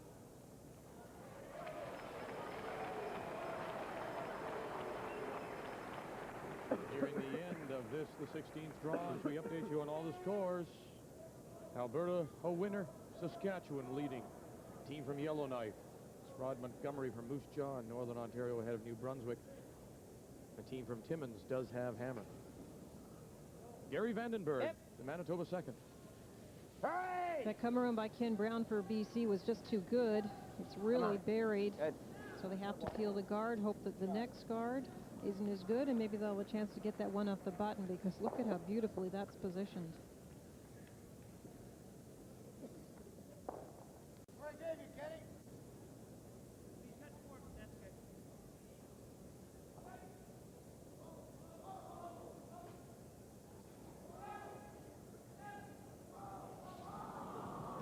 A guard.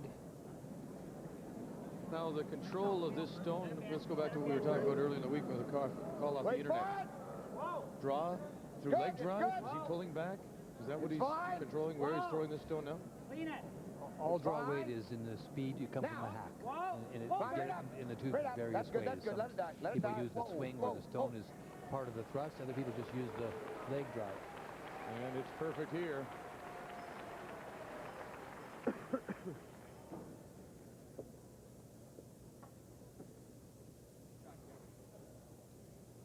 Another peel. Yep.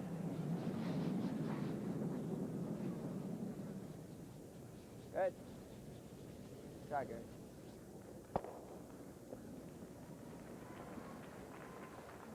Keeping our eye on the game as well between Northern Ontario and New Brunswick. New Brunswick in a must-win for them at 5 losses, but trailing by 1 without last rock to Dave McInnes and Northern Ontario. We'll show you how that finishes, of course, as we go back to BC Manitoba. This is Tony Eberts, the BC third. Wait for it. Now! Come on! Come on! Right in! Right in! Right in! Come on! We're going to get the line! Come on! Come on! There's a difference of opinion on this one. No, it's heavy. It's going to come right into the house. Barry was calling it for line to cover the back one. They didn't want it that deep. It's too deep for sure. It gives Manitoba a chance either to play the run through.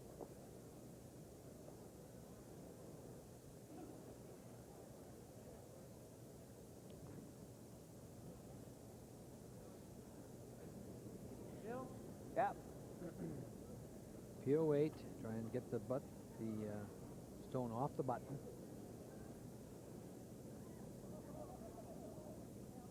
Manitoba third, Ken Tresser. Whoa. Whoa.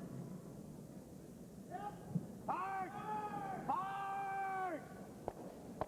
Nice shot. That is a great shot. And that was the trouble with Tony coming in like that. And they didn't want the long guard, the short guard. They wanted the long one.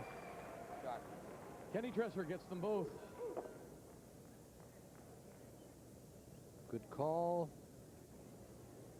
That, as Linda mentioned earlier, that stone on the button was in absolutely perfect position, so it's not there now. To hide a rock, you'll only have a quarter of the 4 foot. Just playing a long guard, is it not? I think they'll keep putting up the guard with this one, yeah. They still have, of course, Skips rocks to come where they'll make their move into the rings, but they'll hope for a miss hit on this one. It's all right. All right. That's the one he needed on the other side of center line with his first one, huh?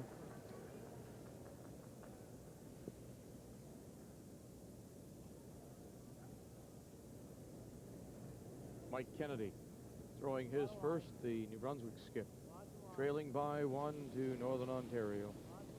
Well, Northern Ontario just missed a shot. They were going after the yellow ones in the house. You'll see them in a moment. Shot rock, Yellowstone was missed. That gave Mike Kennedy a chance to bring this one in on top of it. New Brunswick needing, of course, to steal this end.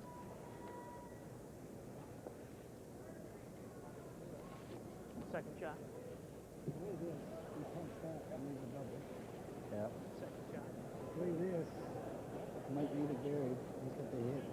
Dave McInnes can come off his own, get into that pocket, that's for sure. As we look back at the game between Manitoba and British Columbia, Ken Tresser with his second stone, nose hit.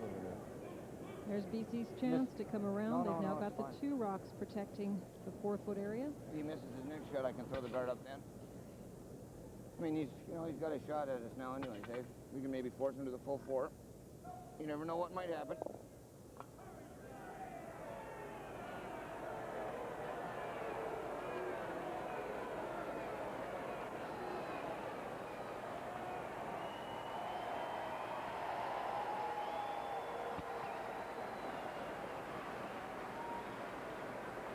The applause for Yukon Northwest Territories in a draw by Richard Robertson to score 2, and so they'll go to an extra end, tied with Saskatchewan 7-all.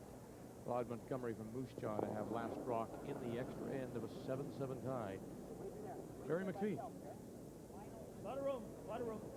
Oh. No, Oh. no room. No line. No line. No line. No line. Break. Ben.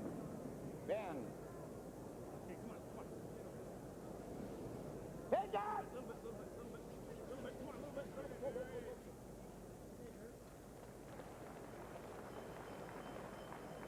Go over here, too.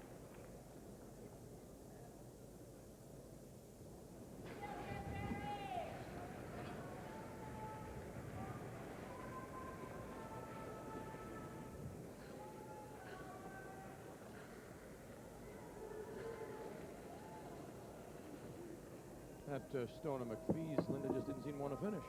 Well, he threw that extra weight. He threw that back 4-foot weight. It's when it's finishing, as we've mentioned, and the sweepers can take it to get it behind those guards that you see it curl so much.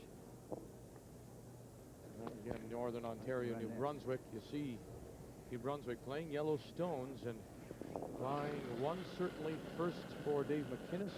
That'll be his in the bottom. Upper right, though, it's just Stoughton with his first. He wants to hit this and just roll to the corner of the 4-foot. He doesn't want to sit behind the button. He wants to roll to the other side. Oh, he'll sit right there. And that's not where he wanted it. As we watch McInnes now in his first for Northern Ontario. This looks like a duplication of the 3rd stones right by the yellow rocks. Put it back. Now you have to get rid of that red stone for sure. Remember now, it's New Brunswick sitting at 5 losses. Trailing by 1, 8-7. Northern Ontario Roll leading. out, eh?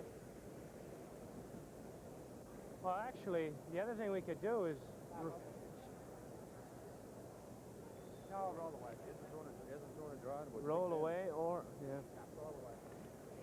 It's tempting to try and roll it in, isn't it, Linda? But if you don't roll it in properly... So 2 big shots from 2 teams needing wins. Mike Kennedy trying to hit the red stone bottom This is my right. straight rock or my curling one?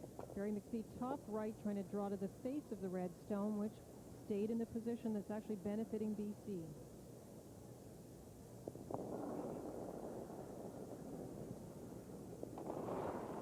He makes the perfect freeze here. He can certainly have a chance of stealing a point. Mike Kennedy playing the hit, and he'll roll it away and take the chance with Dave McInnes and a draw. perfect freeze. Just a little strong. He sure had the line, Linda.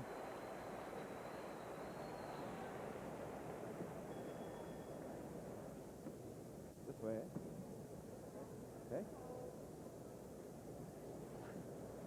And unfortunately, it's not the perfect freeze, and the stone is open, so Jeff is going to make a play. He's going to try and cross his face to get it off the front of the other red stone. If he spilled them both, he has a little biter up at the top that will win it for him. Dave McInnes, of course, has to draw the button. Yep. Piece of the button for a single, and he's drawing against 3, which would give New Brunswick the win and life here at this Labatt. Wow, both stones coming your way. British Columbia hoping for the miss. Your call, guys.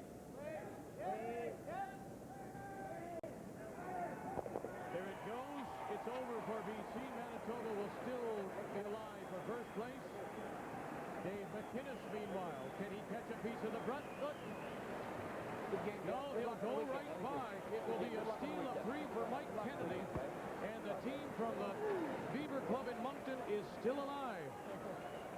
They'll win it 10-8, the final score.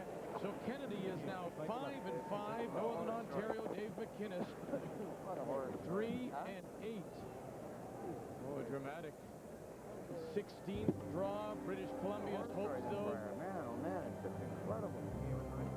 Barry McPhee, British Columbia, eliminated here in Kamloops. Robert?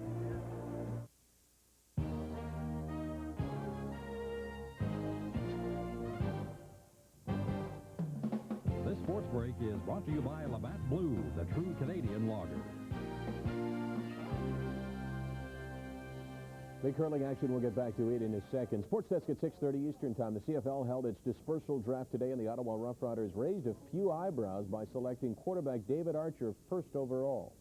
We think that the people that we do have are quality people, and we'll do the evaluation of what we're going to do from this point on, and we feel very confident that David Archer will be able to work something out with him, and we're very close at this point.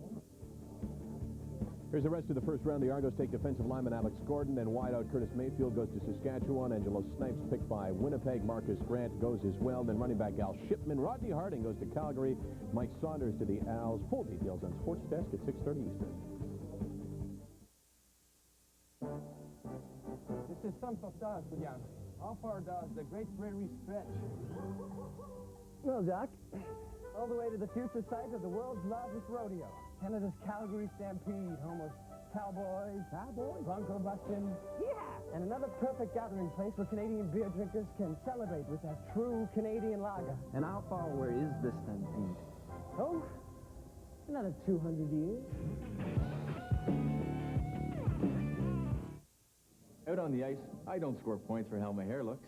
But after the game, in front of the press, when the cameras are just inches away and millions of fans are watching, my hair has to look great. And great hair can't have flakes. No way. So I get rid of them with Head & Shoulders. It keeps my dandruff in check and my hair looking great. Hey, you can't hide under a helmet all the time. Head & Shoulders, every day. With great hair, can't have flakes. A pretty important invention. Just try living without it. But sometimes it just doesn't leave you feeling clean enough. Maestro, let's demonstrate. See what I mean? These are new Cottonelle Moist Wipes. You use them after you use this. And they leave you feeling cleaner. Or clean. They have soothing aloe and they're flushable. So if you want your family to feel fresher, cleaner, just better, this is one invention you won't want to live without. New Cottonelle Moist Wipes. Advanced personal hygiene from Cottonelle.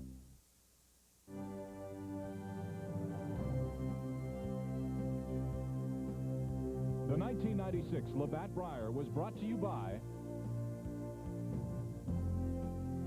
Labatt, Good Things Brewing. Unitel, quality long distance for less. And by Maple Leaf Meats, a cut above.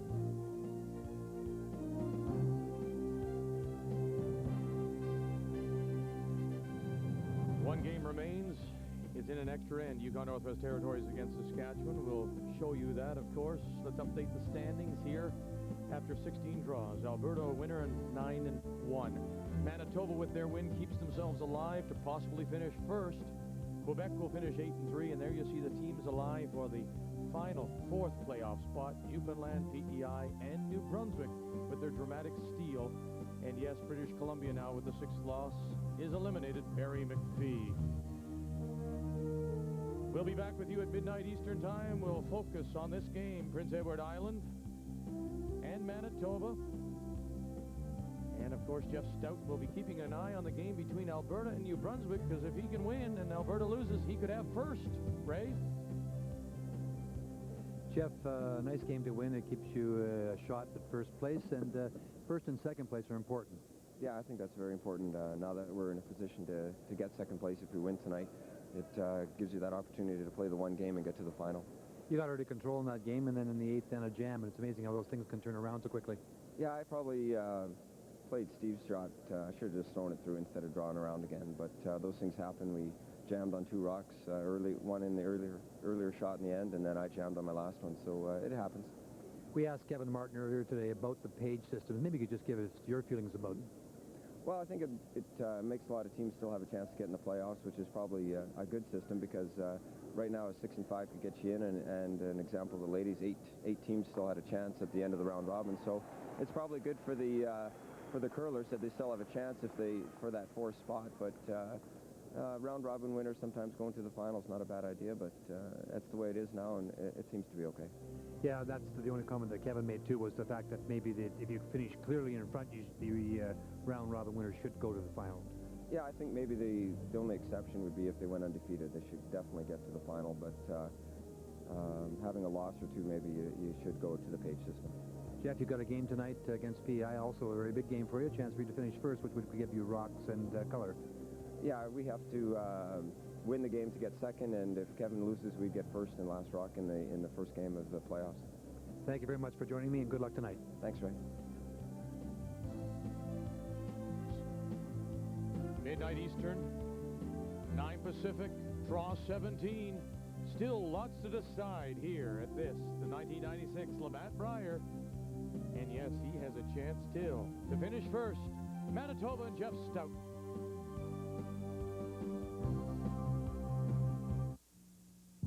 The job was to build a tough truck. So we put the new F-150 through hard labor and came up with features that work. The only super cab with a standard 3rd door. The only 60/40 split rear bench. More footroom, more headroom, and the only standard dual airbags in its class. We figure if it can handle the punishment from 9 to 5, it should work just fine on weekends. The all-new 1997 Ford F-150. Strength after strength after strength. When I was young, my friends and I dreamed of many things, most often a chance to be someone. This country offered me that opportunity, and I know that my decision to come to Canada was the right one. But every so often, I must return to the country of my youth, my friends, my roots. No other card is accepted in more familiar places worldwide than MasterCard. Not Visa, not American Express. MasterCard. At first glance, this set of brakes looks like most other brakes, except for one important feature. Only UAP Napa brakes meet the top quality standards of UAP Napa. UAP Napa, the right brand for the job.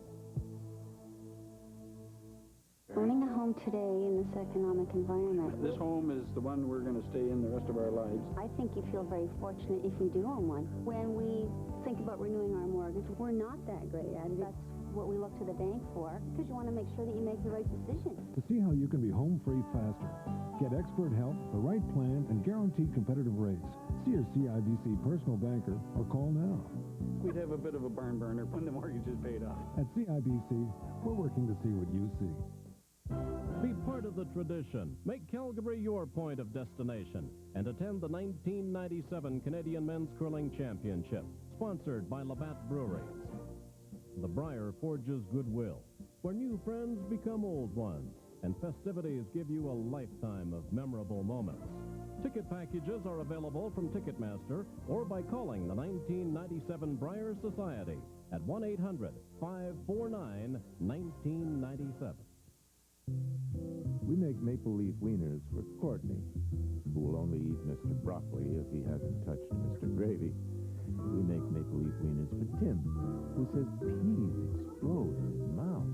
And for Caitlin, whose scrambled eggs must be shaped like little boats. Maple leaf wieners have a taste made especially for kids.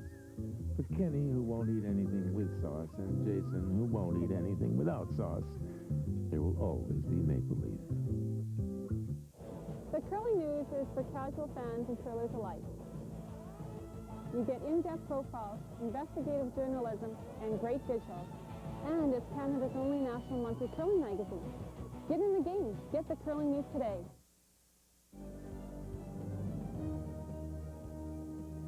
Just one game remaining in this, the 16th draw of the Labatt Brier. Yukon Northwest Territories, Saskatchewan have gone to an extra end, tied 7-7, and this is the final stone for the team from Yellowknife. 28-year-old Richard Robertson in his fourth Brier, his first skip, drawing against two.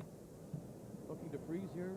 Trying to corner freeze or just tap it, but this one's hanging out for him. Rod Montgomery, and this will likely go all the way through and back, and that's it. So Saskatchewan and Rod Montgomery from Moose Jaw will pick up their juice for the win here in this extra in. Make the final 9-7. Yukon Northwest Territories will wind up round robin play 1-10. Saskatchewan 5-6 at this, the 1996 Labatt Brier. We'll be back with you at midnight Eastern Time, 9 p.m. Pacific, Prince Edward Island against Manitoba. So much more to decide. Who will finish first? Who will pick up the fourth and final playoff spot?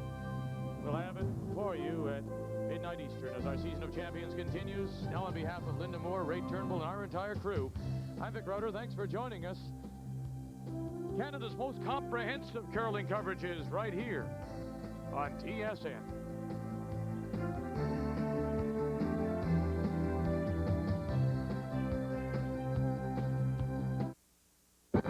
This is TSN.